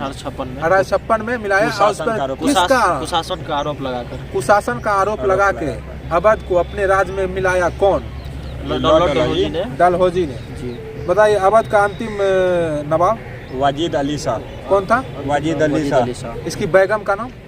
हजरत महल। हजरत बेगम, जो हजरत 1857 के लखनऊ से सैनिक विद्रोह में हिस्सा लिए थे। लखनऊ से, कानपुर से नाना साहब, लखनऊ से हजरत महल। हजरत महल किसकी बीवी थी? वाजिद अली शाह। वाजिद अली शाह। अच्छा, अवध जो है सहायक संधि के द्वारा, मतलब कि सहायक संधि को कब अपनाया? 1801 में। अच्छा, अब पढ़ते हैं कर्नाटक राज को। ठीक, हैदराबाद हो गया, अवध हो गया, कर्नाटक राज को पढ़ते हैं। एक स्वतंत्र कर्नाटक राज का स्थापना किसने किया था? सादुतुल्लाह खां के द्वारा किया गया था। ठीक ना। अपना राजधानी आरकाट को बनाया। कर्नाटक राज्य का स्थापना सादुतुल्लाह। कर्नाटक में ही अंग्रेजी कंपनी फ्रांसीसी कंपनी के बीच 3 युद्ध होता है। ठीक है, प्रथम कर्नाटक युद्ध के नाम से जाना गया। मतलब अंग्रेजी कंपनी और फ्रांसीसी कंपनी के जो बीच होता है वो कर्नाटक युद्ध के नाम से जाना जाता है। पूछेगा कर्नाटक युद्ध जो होता है वो किसके कारण, किन किन बीच में, किन किन दोनों के बीच में होता है, किन किन के साथ होता है? मतलब फ्रांसीसी कंपनी और अंग्रेजी कंपनी का जो युद्ध होता है, फ्रांसीसी कंपनी। देखिए, इसका थोड़ा सा इतिहास जान लेते हैं। इस युद्ध का जो मुख्य, मतलब कर्नाटक युद्ध का जो मुख्य कारण था, ऑस्ट्रिया में जो उत्तराधिकारी का जो युद्ध चल रहा था, यह युद्ध एला सॉपल की संधि से समाप्त होता है। ठीक ना। मतलब ऑस्ट्रिया में युद्ध चलता है उत्तराधिकारी का, वह युद्ध यहाँ मतलब इस युद्ध का कर्नाटक युद्ध के नाम से जाना जाता है। ठीक ना। फ्रांसीसी और अंग्रेजी कंपनी, और यह मतलब उत्तराधिकारी का युद्ध जो ऑस्ट्रिया में चल रहा था, यह युद्ध जो समाप्त होता है किस संधि के द्वारा? ये पूछता है। एला सॉपल। इसी संधि के द्वारा भारत में फ्रांसीसी कंपनी एवं अंग्रेजी कंपनी के बीच चल रहे युद्ध भी समाप्त हो जाता है। मतलब जो एला सॉपल की जो संधि होती है, उसी संधि के द्वारा मतलब फ्रांसीसी कंपनी और अंग्रेजी कंपनी के बीच जो युद्ध होता है, इसी युद्ध मतलब इसी संधि के द्वारा समाप्त हो जाता है। मतलब बताइए, प्रथम युद्ध कब हुआ था कर्नाटक? 1846 से 48। 1746 से 1748। अच्छा, द्वितीय कर्नाटक युद्ध कब होता है? 1748 से 54। 1748 से 54। और तृतीय कर्नाटक युद्ध 1756 से 63। देखिए, इसमें महत्वपूर्ण जो है, मतलब कि प्रथम कर्नाटक युद्ध संधि और डेट याद करवाइए। संधि देखिए, एला सॉपल की संधि, प्रथम कर्नाटक युद्ध, कर्नाटक। द्वितीय कर्नाटक युद्ध में पांडिचेरी संधि। बस आप लोग संधि याद कर लीजिए और मतलब कि इसवी याद कर लीजिए, बस इतना ही काफी है। ये बताइए, द्वितीय कर्नाटक युद्ध 1749 से 1754 में, और इसमें हुआ था पांडिचेरी की संधि। इसका मुख्य कारण था डुप्ले की महत्वाकांक्षा। ठीक है। अच्छा, ये बताइए, हम देखें इस युद्ध में अंग्रेजी कंपनी की अधिक सफलता मिलता है किस युद्ध में? दूसरे मतलब द्वितीय कर्नाटक में। अच्छा, बताइए, तृतीय कर्नाटक युद्ध जो होता है कब से कब तक चलता है? 56 से 63। इस युद्ध का मुख्य कारण? इसका मुख्य कारण यूरोप में जो चल रहा था 7 वर्षीय युद्ध, यूरोप में जो चल रहा था 7 वर्षीय युद्ध, तृतीय कर्नाटक युद्ध का वही था कारण। ठीक है। अच्छा, ये बताइए, इसके दौरान 1760 में बॉन्डीबास का युद्ध होता है। मतलब द्वितीय कर्नाटक युद्ध में बॉन्डीबास का युद्ध किसके बीच होता है? बॉन्डीबास का युद्ध द्वितीय कर्नाटक में, तृतीय में होता है। तृतीय कर्नाटक में अंग्रेजी कंपनी और फ्रांसीसी कंपनी के, अंग्रेज और फ्रांस के बीच होता है 1760 में। 1760 में बॉन्डीबास का युद्ध किसके बीच? अंग्रेज और फ्रांसीसी के बीच। इसमें जीत किसकी होती है? अंग्रेज कंपनी की। अब बताइए, मैसूर राज्य के बारे में हम लोग पढ़ते, ठीक ना जी। मैसूर राज्य की स्थापना हैदर अली के द्वारा किया। ये बहुत मैसूर राज्य थोड़ा सा इम्पोर्टेंट है, ठीक ना। मैसूर राज्य का स्थापना कब? 1721 में इनका जन्म हुआ था, हैदर अली का। 1755 किया गया 1755 में। नहीं, कब नहीं किया गया। अच्छा बताइए, आज ये बताइए, हैदर अली का जन्म कब हुआ? 1721 में। अच्छा, डिंडुगुल की सुबेदार कब इसको प्राप्त? 1755 में। किसको डिंडुगुल मतलब सुबेदार प्राप्त? हैदर अली। हैदर अली ने मैसूर राज्य प्रशासनिक व्यवस्था किसके मतलब की तर्ज पर? मुगल प्रशासन के तर्ज पर। मुगल प्रशासन का जो जिस तरह से व्यवस्था था, हैदर अली ने मैसूर को उसी तरह व्यवस्थापित किया, ठीक ना।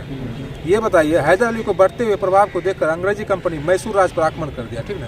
हैदर अली का प्रभाव काफी बढ़ रहा था, इसलिए अंग्रेज कंपनी ने मैसूर पर आक्रमण किया, और मैसूर पर जब आक्रमण किया, इसमें भी कितना युद्ध होता है मैसूर में? 4 युद्ध होता है। आंग्ल मैसूर युद्ध, 4 गो आंग्ल मैसूर युद्ध होता है, ठीक ना। मतलब कि आंग्ल बोलता है अंग्रेज और मैसूर के बीच 4 युद्ध होता है। ये बताइए प्रथम मैसूर युद्ध 1767 से 69। यह युद्ध हैदर अली और किसके बीच होता है? अंग्रेजी सेना। इसमें विजयी कौन रहता है? हैदर अली। अच्छा, युद्ध की समाप्ति किस संधि से होता है? मद्रास की संधि से होता है। युद्ध की समाप्ति मद्रास की संधि से। युद्ध की समाप्ति मद्रास की संधि से। मद्रास की संधि से होता है। द्वितीय आंग्ल मैसूर 1780 से 84। 1780 से 84। इस युद्ध में भी प्रारंभ में हैदर अली विजय होता है, ठीक है। लेकिन 1782 में हैदर अली की मृत्यु हो जाती है। हैदर अली की मृत्यु कब होती है? 1782 में। इस युद्ध में हैदर अली की मृत्यु कब हो जाती है? 1782 में। और इसके बाद कौन सुल्तान बनता है? टीपू सुल्तान, इसके बेटा। इसका नेतृत्व कौन करता है? टीपू सुल्तान। मतलब कि द्वितीय युद्ध में हैदर अली की मृत्यु होती है कब? 1782 में। इसके बाद इसके नेतृत्व का युद्ध कौन करता है? टीपू सुल्तान, जो कि काफी मतलब कि अच्छा नेता, मतलब कि अच्छा था राजा, ठीक है। टीपू सुल्तान बहुत लड़ाकू था। अच्छा, द्वितीय आंग्ल मैसूर समाप्ति होता है किस संधि के दौरान? मंगलोर की संधि। याद कीजिए, प्रथम इसमें यह संधि पूछता है मैं। प्रथम जो मद्रास की, द्वितीय मंगलोर की प्रथम मद्रास, द्वितीय मंगलोर कब?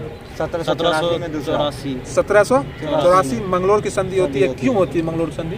क्यों होती है? उसके मतलब हैदर अली मर जाते हैं, उसके बेटा उसके जगह पर नेतृत्व टीपू सुल्तान और अंग्रेज के बीच मतलब की संधि होती है और द्वितीय आंग्ल मैसूर युद्ध खत्म हो जाता है, ठीक है। अब तृतीय आंग्ल मैसूर युद्ध के बारे में 90 से 92, 1790 से 1792। और इसमें टीपू सुल्तान की हार होती है कि जीत होती है? हार होती है। तृतीय में टीपू सुल्तान की हार हो जाती है और अंग्रेजों के बीच कौन संधि होती है? श्रीरंगपट्टनम की संधि कब होती है? 1792 में। तो पहला में कौन संधि होता है? मद्रास की संधि। दूसरा में मंगलोर। तीसरा में श्रीरंगपट्टनम की संधि कब होती है? 1792 में। चतुर्थ आंग्ल मैसूर के बारे में चलते 1799 में हुआ था। जिस टाइम मतलब 1799 में युद्ध के दौरान टीपू सुल्तान मारा गया और 1799 से मैसूर राज्य पर अंग्रेजों का अधिकार हो गया। मतलब मैसूर पर अंग्रेजों का अधिकार पूर्ण रूप से कब 1799 में हो गया। और टीपू सुल्तान अंग्रेजों के विरुद्ध युद्ध लड़ने के लिए फ्रांसीसी सेना का भी साथ दिया था। मतलब फ्रांसीसी सेना को साथ दिया था जब बांडीवास का युद्ध, नहीं सॉरी, जब फ्रांसीसी सेना को साथ अंग्रेजों के विरुद्ध युद्ध लड़ने के लिए, ठीक है। ये बताइए, उन्हें धार्मिक उदारता का परिचय देते हुए किसकी मतलब कि शंकराचार्य द्वारा मैसूर में स्थापित किसका निर्माण करवाया? सिंगेरी मठ का पुनर्निर्माण करवाया था। कौन? टीपू सुल्तान। कब? 1791 में। अच्छा, सिंगेरी मठ किसके द्वारा बनाया गया? सिंगेरी मठ किसके द्वारा? शंकराचार्य। किसके द्वारा? शंकराचार्य। अच्छा, ये बताइए, टीपू सुल्तान ने श्रीरंगपट्टनम में एक स्वतंत्र मतलब एक स्वतंत्रता का वृक्ष लगाया, ठीक ना जी। साथ ही एक कैलेंडर भी जारी किया। मतलब टीपू सुल्तान ने स्वतंत्रता का वृक्ष लगाया। पूछेगा स्वतंत्रता का वृक्ष किसने लगाया? थोड़ा सा यूनिक हो जाएगा। स्वतंत्रता का वृक्ष किसने लगाया? टीपू सुल्तान ने। और एक कैलेंडर भी जारी किया था टीपू सुल्तान ने। टीपू सुल्तान का मानना था कि 100 दिन गीदड़ की जिंदगी जीने से बेहतर है एक दिन शेर की जिंदगी की तरह मर जाना। अब उसके बाद पंजाब राज्य के बारे में हम लोग चर्चा करते हैं, ठीक है। आंग्ल मैसूर युद्ध हो गया, आंग्ल मराठा युद्ध हो गया। अब पंजाब के बारे में चलते हैं, ठीक है। आंग्ल पंजाब युद्ध भी 2 बार हुआ है, ठीक। ये बताइए, पंजाब राज्य की स्थापना किसने? रणजीत सिंह, लेकिन वास्तविक दिलीप सिंह। रणजीत सिंह, ठीक है। अच्छा, ये किस मिसल से था? सुकर चकिया बताए थे ना। सुकर मिसल किसको बोला जाता है? बताए थे रणजीत सिंह को। नहीं, मिसल सुकर चकिया मिसल सबसे प्रमुख मिसल है, लेकिन सिख धर्म के छोटे छोटे टुकड़े को मिसल कहा जाता है। नहीं, बताए थे ना। सुकर चकिया का मतलब क्या हुआ? एक मिसल था सुकर चकिया, मतलब सिख धर्म के छोटे छोटे टुकड़े को मिसल कहा जाता है। और ये सुकर चकिया एक नाम हुआ टाइटल सिख धर्म में। सुकर चकिया मिसल एक महत्वपूर्ण मिसल था। सिख धर्म के छोटे छोटे टुकड़े को मिसल कहा जाता है, ठीक है। अच्छा, रणजीत सिंह का जन्म कब हुआ था? 1780 में। 12 वर्ष की उम्र में इन्होंने पिता मान सिंह की मृत्यु हो गई, जिसके कारण अल्पायु में रणजीत सिंह ने सुकर चकिया मिशन का प्रधान बना दिया गया और उसकी सहायता देने के लिए एक प्रशासनिक परिषद का गठन किया गया, ठीक है। तो रणजीत सिंह का जन्म 1780 ईस्वी में होता है। सुकर चकिया मिशन से ये संबंधित है, ठीक है। रणजीत सिंह 12 वर्ष की उम्र में पिता की मृत्यु हो जाती है और सुकर चकिया मिशन का इसने प्रधान बना दिया गया। किसको? राजा रणजीत सिंह को। चार्ल्स मेटकॉफ एवं रंजीत के बीच किसकी संधि होती है? अमृतसर कब होती है? 1809 किसके बीच अमृत संधि होती है? चार्ल्स मेटकॉफ और रंजीत सिंह के बीच कब होती है? 1809 में। इसके द्वारा क्या संधि होता है बताइए? संधि ये होता है, हम बताते हैं। हम संधि ये मतलब इसलिए संधि होता है कि सतलज नदी को पंजाब के क्षेत्र एवं अंग्रेज के क्षेत्र सीमा रेखा, मतलब पंजाब का क्षेत्र और मतलब सतलज नदी जो था ना, वो पंजाब का क्षेत्र अलग किया और अंग्रेज का क्षेत्र अलग किया। जी इसी की संधि हुई। कौन संधि हुई? अमृतसर की संधि। कब हुई? 1809 सॉरी। और किसके किसके बीच? चार्ल्स मेटकॉफ और रंजीत सिंह। चार्ल्स मेटकॉफ रंजीत सिंह के। चार्ल्स मेटकॉफ और रंजीत सिंह के बीच। रंजीत सिंह की मृत्यु बताइए। रंजीत सिंह की मृत्यु हो गया आपको 1839 में। आओ जन्म 1780। ठीक है बराबर। रंजीत सिंह ने सलामी देने की प्रथा को प्रारंभ किया। रंजीत सिंह ने सलामी देने की प्रथा को प्रारंभ किया। इन्होंने फ्रांसीसी पद्धति पर आधार पर अपनी सेना गठन किया। मतलब कि अपनी सेना गठन किस पद्धति पर? फ्रांसीसी पद्धति पर। फ्रांसीसी पद्धति पर। अच्छा ये बताइए, रंजीत सिंह की मृत्यु के बाद पंजाब का दिलीप मतलब कई शासक होता है, ठीक है? पंजाब कई शासक बनता है, लेकिन उसी में 1844 में पंजाब का अगला शासक दिलीप सिंह को बनाया गया, जो कि बहुत ही अल्पायु था, ठीक ना? दिलीप सिंह को बनाया गया। अब थोड़ा सा प्रथम मतलब आंग्ल पंजाब युद्ध को देख लेते हैं। 2 आंग्ल पंजाब युद्ध हुआ है, मतलब अंग्रेजों के बीच और पंजाब के बीच युद्ध होता है, ठीक ना? प्रथम आंग्ल पंजाब युद्ध कब होता है? 1845 से 1846। द्वितीय 1848 से 49। प्रथम आंग्ल पंजाब युद्ध में किसकी संधि होती है? दिलीप सिंह वो अंग्रेज सेना के बीच भैरोवल की संधि। बस भैरोवल की संधि याद कीजिए। भैरोवल की संधि किससे संबंधित है? प्रथम आंग्ल पंजाब अंग्रेजी सेना के बीच। भैरोवल संबंधित किससे है? प्रथम अगर पूछेंगे भैरोवल की संधि किससे है तो आंग्ल पंजाब युद्ध से है। इसका क्वेश्चन एक तरीका यही होता है कि भैरोवल की संधि किससे है? आंग्ल पंजाब युद्ध से। पूछेगा किस से है? दिलीप सिंह और अंग्रेजों के। ये बताइए द्वितीय आंग्ल पंजाब युद्ध कब होता है? चार्ल्स नेपियर के द्वारा किया गया 1848 से 49 में। ये बताइए इस युद्ध में पंजाबी सेना का पराजय हो गई। 1849 में पंजाब क्षेत्र को पूरी तरह अंग्रेज में शामिल किया गया। मतलब पंजाब क्षेत्र को पूरी तरह अंग्रेज को कब शामिल किया गया? 1849 में। कब? 1849 में। 1849 में। पंजाब सेना को पूरी तरह कब शामिल किया गया? 1849 में। 1849 में। पंजाब सेना को पूरी तरह कब शामिल किया गया? 1849 में। और भैरोवल की संधि किससे संबंधित है? भैरोवल की संधि हो गया आपका आंग्ल पंजाब प्रथम आंग्ल पंजाब युद्ध से। ठीक है। अच्छा बंगाल राज के बारे में ये थोड़ा सा इम्पोर्टेंट है। बंगाल राज, ठीक है। बंगाल राज की स्थापना किसने किया था? मुर्शिद कुली खां। मुर्शिद कुली खां के द्वारा मुगल बादशाह मोहम्मद शाह रंगीला के शासनकाल में। अच्छा ये बताइए मोहम्मद रंगीला के साल में बंगाल का भी हुआ, हैदराबाद का भी हुआ, अवध का भी हुआ ना जी? 1724 में हैदराबाद का, 1722 में अवध का, उसके बाद बंगाल का हो गया, ठीक है। 1756 में। ये बताइए इन्होंने मुर्शिदाबाद को बंगाल की राजधानी बनाया जी। मुर्शिद कुली खां बंगाल का नवाब। मुर्शिद कुली खां बंगाल का स्थापना किया था मुर्शिद। अच्छा ये बताइए अलीवर्दी खां ने अंग्रेजों की तुलना किससे किया? मधुमक्खी से किया था। कैसा मतलब क्या बोला अंग्रेजों की? मधुमक्खी। अंग्रेज मधुमक्खी की तरह है, जिससे छेड़ोगे तो परेशान करेगा, अगर प्यार करोगे तो मध देगा, मतलब शहद देगा। अलीवर्दी खान ने बोला था अंग्रेज जो है ये मधुमक्खी की तरह है, इसको छेड़ोगे तो काटेगा और इसको छोड़ोगे तो ये शहद देगा, प्यार करोगे तो शहद देगा, मोहब्बत। ऐसा मूर्ख आदमी। बोलिए अंग्रेज को यही सब लोग पना दिया है। इसको पकड़ के ले आइए। अच्छा अलीवर्दी खां की मृत्यु कब होती है? 1756 में। और इसके बाद पश्चात बंगाल का नवाब सिराजुद्दौला। शुजाउद्दौला अवध का नवाब। सिराजुद्दौला बंगाल का नवाब था। ये बताइए अंग्रेजी कंपनी बंगाल में स्थित अपनी व्यापारिक कोठी फोर्ट विलियम को किलाबंदी प्रारंभ कर दिया था। जी सिराजुद्दौला फोर्ट विलियम को भी तोड़ दिया। सिराजुद्दौला जो है ना फोर्ट विलियम को तोड़ दिया और इसी में जो है ना रोजर ट्रैक मतलब फोर्ट विलियम को जो मतलब फोर्ट विलियम को तोड़ने क्रम में किसको पराजित किया? रोजर ड्रैक को पराजित किया। कौन? सिराजुद्दौला। अच्छा इसी के दौरान जो है ना ब्लैक होल की घटना होती है जो कि 1756 बहुत ही खतरनाक है। ब्लैक होल मतलब कि छोटा सा रूम में बहुत सारा अंग्रेज को ठूस दिया था सिराजुद्दौला और उसमें से मात्र 125, 26, 146 लोगों को मार दिया। उसी में सबको ठूस दिया। छोटा सा रूम उसी मारा नहीं अपने ठूस दिया, मर गया, सांस ही नहीं ले पाया, उसी में मर गया। उसी को काल कोठरी बुलाया। Black hole. सिराजुद्दौला ने अंग्रेजों को ठूस दिया था। तो फिर सिराजुद्दौला को कुछ किया नहीं तो मार दिया। देखिए ना क्या होता है, आगे आपको पूछते हैं ना। ब्लैक होल घटना कब होती है? ब्लैक होल घटना 1756। ठीक है। अंग्रेजी कंपनी इस घटना के पश्चात लॉर्ड क्लाइव को कहाँ बुला लिया? कलकत्ता बुला लिया। मतलब ये घटना काफी पूरा मतलब कि पूरा जो है ना बंगाल, पूरा भारत, पूरा अंग्रेज में हाहाकार मच गया कि इतना 10 बाय 10 रूम में 146 आदमी को ठूस दिया। एकदम वही में सब उन्हें गैस मारता होगा। सिराजुद्दौला जो है ना पूरा खतरनाक आदमी हो गया सिराजुद्दौला। ये बताइए क्लाइव ने कलकत्ता के व्यापारिक प्रधान मानिक चंद्र के साथ 1756 ईस्वी में एक संधि किया, जो उस संधि का नाम आलमगीर अलीनगर की संधि किसके किसके बीच होता है? कलाइव और व्यापारिक प्रधान मानिक चंद्र के, मतलब मानिक चंद्र और कलाइव के बीच में अलीनगर की संधि कब होती है? 9 फरवरी 1757। ये बताइए, लॉर्ड क्लाइव ने सिराजुद्दौला के सेनापति मीर जाफर एवं कोषाध्यक्ष राय दुर्लभ के साथ भी एक संधि कर लिया, ठीक ना? देखिए, लॉर्ड क्लाइव ने मीर जाफर जो है ना, यहाँ मीर जाफर सिराजुद्दौला को धोखा दे देता है। मीर जाफर जाके इससे संधि कर लेता है अंग्रेज से, और सिराजुद्दौला का जो कि सेनापति था, मीर जाफर अंग्रेज से जाके संधि कर लेता है। और किसके किसके बीच संधि होता है? मीर जाफर और दुर्लभ के साथ संधि हो जाता है। मतलब मीर जाफर एवं कोषाध्यक्ष जो सिराजुद्दौला का राय दुर्लभ, उसके दोनों मिलके अंग्रेजों से संधि कर लेता है। कब? चुपचाप। कब कर लेता है? कब करता है? मीर जाफर कहाँ संधि कर, मतलब संधि कर लेता है।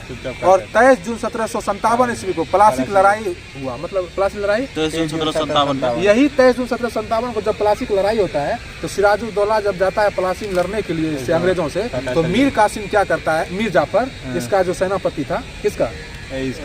सिराजुद्दौला का। तो उसको जब वहाँ जाके, मतलब मैदान में जाके, और अंग्रेज को साथ दे देता है मीर जाफर। यहाँ सिराजुद्दौला हार जाता है। सिराजुद्दौला को तब यहाँ युद्ध कहाँ होता है जी? अरे युद्ध मतलब लौटते समय जब उसका साथ दे दिया, संधि हो जाता है, लौट जाता है वहाँ से। अरे युद्ध मतलब कहा जाता है कि युद्ध होता है, उसमें बहुत सारा बात है। युद्ध होता है और लौट जाता है, उसी क्रम इसको मरवा देता है सिराजुद्दौला को। मीर जाफर मरवा देते हैं। हाँ, अरे कहा जब उसको संधि ही कर लिया जाके मीर जाफर, हाँ तो सही बात है, तो उसको मरवा देता है। दल बदल समझते हैं, अनुसूचित 10 इधर से उधर जाता। क्या किया मीर जाफर? क्या क्या गद्दारी कर दिया अपने राजा के साथ। किसके साथ? अपने राजा के साथ, सिराजुद्दौला के साथ। और मीर जाफर को मतलब कि फुसला पगला के अंग्रेज अपने और मिला लिया, क्योंकि सिराजुद्दौला क्या क्या था? ब्लैक होल की घटना थी। 146 अंग्रेजों को ठूस दिया था, और उसको मारा नहीं था, 100 बिना वो मर गया था। गैस ले लेके प्रधान होगा, वो 100 ही नहीं ले पाया। जब लेकिन शासन था यार, तब हिम्मत देखिए। सिराजुद्दौला उसका फोर्ट को जीत लिया था, तो अंग्रेजों को। उसके बाद काल कोठरी में बंद कर दिया था। ब्लैक होल की घटना उसी को। तो मीर जाफर धोखा नहीं देता था और कुछ करता हो। मीर जाफर ने उसको जाके संधि कर लिया, और वहाँ जब उस अंग्रेजों से संधि कर लेता है, और मीर जाफर तब उसके बाद क्या कर, सिराजुद्दौला को मरवा देता है, और मीर जाफर को अंग्रेज क्या करता है? बंगाल का नवाब बना देता है। मीर जाफर उसके बाद कौन बनता है बंगाल का नवाब? प्लासी का युद्ध कब होता है? 27 जून 1757 प्लासी का युद्ध होता है। उसमें सिराजुद्दौला को मारा जाता है, और सिराजुद्दौला मरने के बाद बंगाल का नवाब कौन बनता है? मीर जाफर को कौन बनता? अंग्रेज ही बनाता है। सिराजुद्दौला अपने साथ। उसके बाद ठीक है, प्लासी के युद्ध के सिराजुद्दौला ने 2 अन्य सेनापति को भी खोया था, ठीक ना? मोहनलाल एवं मीर मदान युद्ध करते हुए मारा गया। जब युद्ध नहीं हुआ तो कैसे ये मारा गया, ये बताइए? युद्ध करते हुए मोहनलाल एवं मीर मदान युद्ध करते वीर गति को प्राप्त हुआ, ठीक ना? ये बताइए, प्लासी के युद्ध के पश्चात मीर जाफर बंगाल का अगला नवाब बनता है। मीर जाफर जी किसके सहयोग से? अंग्रेजों के सहयोग से, ठीक ना? पुनः 1760 ईस्वी में अंग्रेज कंपनी ने मीर जाफर के स्थान पर मीर कासिम को बंगाल का बोला। क्या अब जो है ना, मीर जाफर को हटा दिया। वो तो अंग्रेज तो धोखेबाज था ही। मीर जाफर को हटा के मीर कासिम को बना दिया। क्या क्या? मीर कासिम को बना दिया। मीर कासिम इतना होशियार था कि मीर कासिम जो है ना, अंग्रेजों का बात नहीं सुनने लगा। वो अपना राजधानी कहाँ बना लिया? मुंगेर को बना लिया। और मुंगेर में क्या किया? तोप अति गोली बारूद। अभी मुंगेर में गोली बारूद का बनता है कि नहीं? जी बनता है। तो यही मीर कासिम का ही देन है। अच्छा, समझे कि नहीं? मीर कासिम क्या क्या?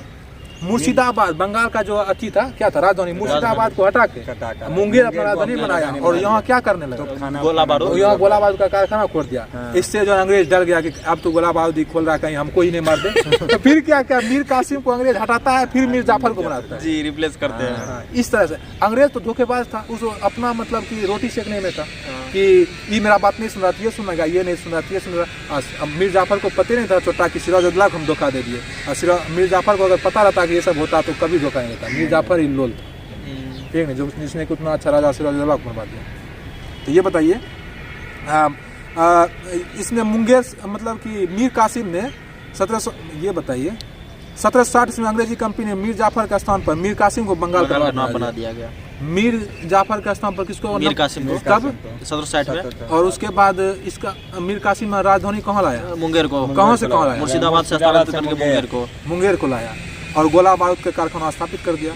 मीर कासिम के समय अंग्रेज के द्वारा प्रयोग में लाया जाने वाला दस्तक प्रमाण का मीर कासिम ने विरोध किया था, ठीक है? दस्तक प्रमाण का विरोध किसने किया था? मीर कासिम ने किया था। नहीं मानने पर मीर कासिम ने दस्तक प्रमाण को ही समाप्त कर दिया था। ठीक है, दस्तक प्रमाण को मीर कासिम समाप्त मतलब वो अंग्रेज का बात नहीं मानने लगा मीर कासिम। अंग्रेजी कंपनी मीर कासिम को बंगाल के नवाब के पद से हटाकर पुनः मीर जाफर को बंगाल का नवाब बनाता है। ठीक है, बंगाल का अपदस्थ नवाब मीर कासिम अब जो है ना क्या करता है, जैसे कि वो मीर कासिम को तो हटा देता है, मीर जाफर को बनाता है, फिर मीर कासिम को हटाकर तो ये हट जाता है। उसके बाद ये लड़ाई करने के लिए सोचता है। ये कौन कौन लड़ता है? ये बक्सर के युद्ध में लड़ता है 1764 में। कौन कौन लड़ता है बक्सर के युद्ध में? अंग्रेजों की तरफ से कौन रहता है? Hector Munro. और इधर 3 सेना रहता है जी, आज अवध का सुजाउद्दौला, अवध का नवाब सुजाउद्दौला, उसके बाद मीर कासिम बंगाल का, और उसका बहादुर शाह द्वितीय, बहादुर शाह आलम, बहादुर शाह आलम, बहादुर शाह आलम द्वितीय, बहादुर शाह आलम द्वितीय, शाह आलम द्वितीय बोलिए ना, मतलब बहादुर शाह आलम द्वितीय। कौन कौन रहता है? त्रिकूट सेना, त्रिकूट सेना में रहेगा आलम द्वितीय। और आ जाइए यहाँ पे मीर जाफर, मीर कासिम, मीर कासिम, अवध का सुजाउद्दौला। 3 को ये रहता है और एक वो हेक्टर मुनरो रहता है अंग्रेजों का सेना नेतृत्व। और कहाँ युद्ध जताए करने? 1764 बक्सर का युद्ध इतना, मतलब कि इधर 3 गो सेना, उधर 1 सेना। और उस सेना अंग्रेज सेना का नेतृत्व कौन कर रहा है? हेक्टर मुनरो 1764 में बक्सर के युद्ध में। और वहीं जाके तब लड़ाई होता है, लेकिन उसके पास तो मतलब आधुनिक हथियार था अंग्रेज के पास, और इधर तीनों सेना मारा जाता है, तीनों की सेना। उसके बाद अंग्रेजों का इसी युद्ध से पता चलता है, बक्सर के युद्ध से 1764 में पता चल जाता है कि पूरा अब इंडिया में अंग्रेजों का शासन चलेगा। इसी युद्ध से पूछता है कि किस युद्ध से पता चलता है कि अब इंडिया में अंग्रेजों का प्रभुत्व हो गया? ये बक्सर का युद्ध से ही। बक्सर का युद्ध कब होता है? 1764 युद्ध के पश्चात 1765 में शाह आलम एवं लॉर्ड क्लाइव के बीच एक संधि होती है, इलाहाबाद की संधि होती है, जिसके द्वारा बंगाल, बिहार एवं उड़ीसा से राजस्व वसूलने का अधिकार अंग्रेजों के अधीन हो गया, अंग्रेज कंपनी को दे दिया। मतलब कि शाह मीर किसके द्वारा? शाह आलम एवं लॉर्ड क्लाइव के बीच किसकी संधि होती है? इलाहाबाद की संधि, जिसमें बंगाल, उड़ीसा, बिहार, 1765 में 12 अगस्त बंगाल का अंतिम नवाब मीर कासिम, मुबारक शाह, सॉरी मुबारक शाह, बंगाल का अंतिम नवाब मुबारक शाह, जिसकी मृत्यु कब हो जाती है? 1775 में। 1775 में मृत्यु के बाद पूरी तरह से बंगाल क्षेत्र में अंग्रेजी कंपनी का अधिकार हो जाता है। मतलब जैसे ही बंगाल पर अंग्रेजी कंपनी का अधिकार हुआ तो बंगाल से ही पूरा नेतृत्व हो रहा था। बस पूरा अंग्रेजों का भारत जो है ना किसका हो गया? अंग्रेजों का हो गया। बक्सर का युद्ध कब होता है? 1764। इसमें किसकी सेना भाग लेती है? त्रिकूट सेना और हेक्टर मुनरो। त्रिकूट सेना में कौन कौन रहता है? अवध का नवाब सुजाउद्दौला, बंगाल का नवाब मीर कासिम और शाह आलम द्वितीय। और इधर अंग्रेज से हेक्टर मुनरो रहता है, और हेक्टर मुनरो जो है सबको हरा देता है। उसके बाद इसका संधि किसके बीच होता है? 1765 इलाहाबाद के संधि शाह आलम और क्लाइव, जिसमें बंगाल, बिहार और उड़ीसा पर राजस्व का अधिकार किसका हो जाता है? अधिकार हो जाता है। और बंगाल का अंतिम नवाब पूछेगा था मुबारक शाह, 1775 में मृत्यु हो गई। तो हम सब लोग इस तरह से आज मेडाइवल हिस्ट्री को खत्म कर दिए। पूरी तरह का डिस्कशन के साथ लोग आधुनिक भारत का पूरी तरह से डिस्कशन के साथ हम सब लोग खत्म किए हैं। अगर आप सब लोग को ये वीडियो अच्छा लगता है तो प्लीज़ लाइक कीजिए और शेयर करने का भी प्रयास कीजिए, और अपने दोस्तों को भी शेयर कीजिए। उसके बाद हम सब लोग जो इधर मेडाइवल हिस्ट्री खत्म किए, उसके बाद मॉडर्न हिस्ट्री में हम सब लोग इन करेंगे। मॉडर्न हिस्ट्री से काफ़ी क्वेश्चन पूछा जाता है। आप सब लोग ज़्यादा से ज़्यादा शेयर कीजिए और ज़्यादा से ज़्यादा देखने का प्रयास कीजिए।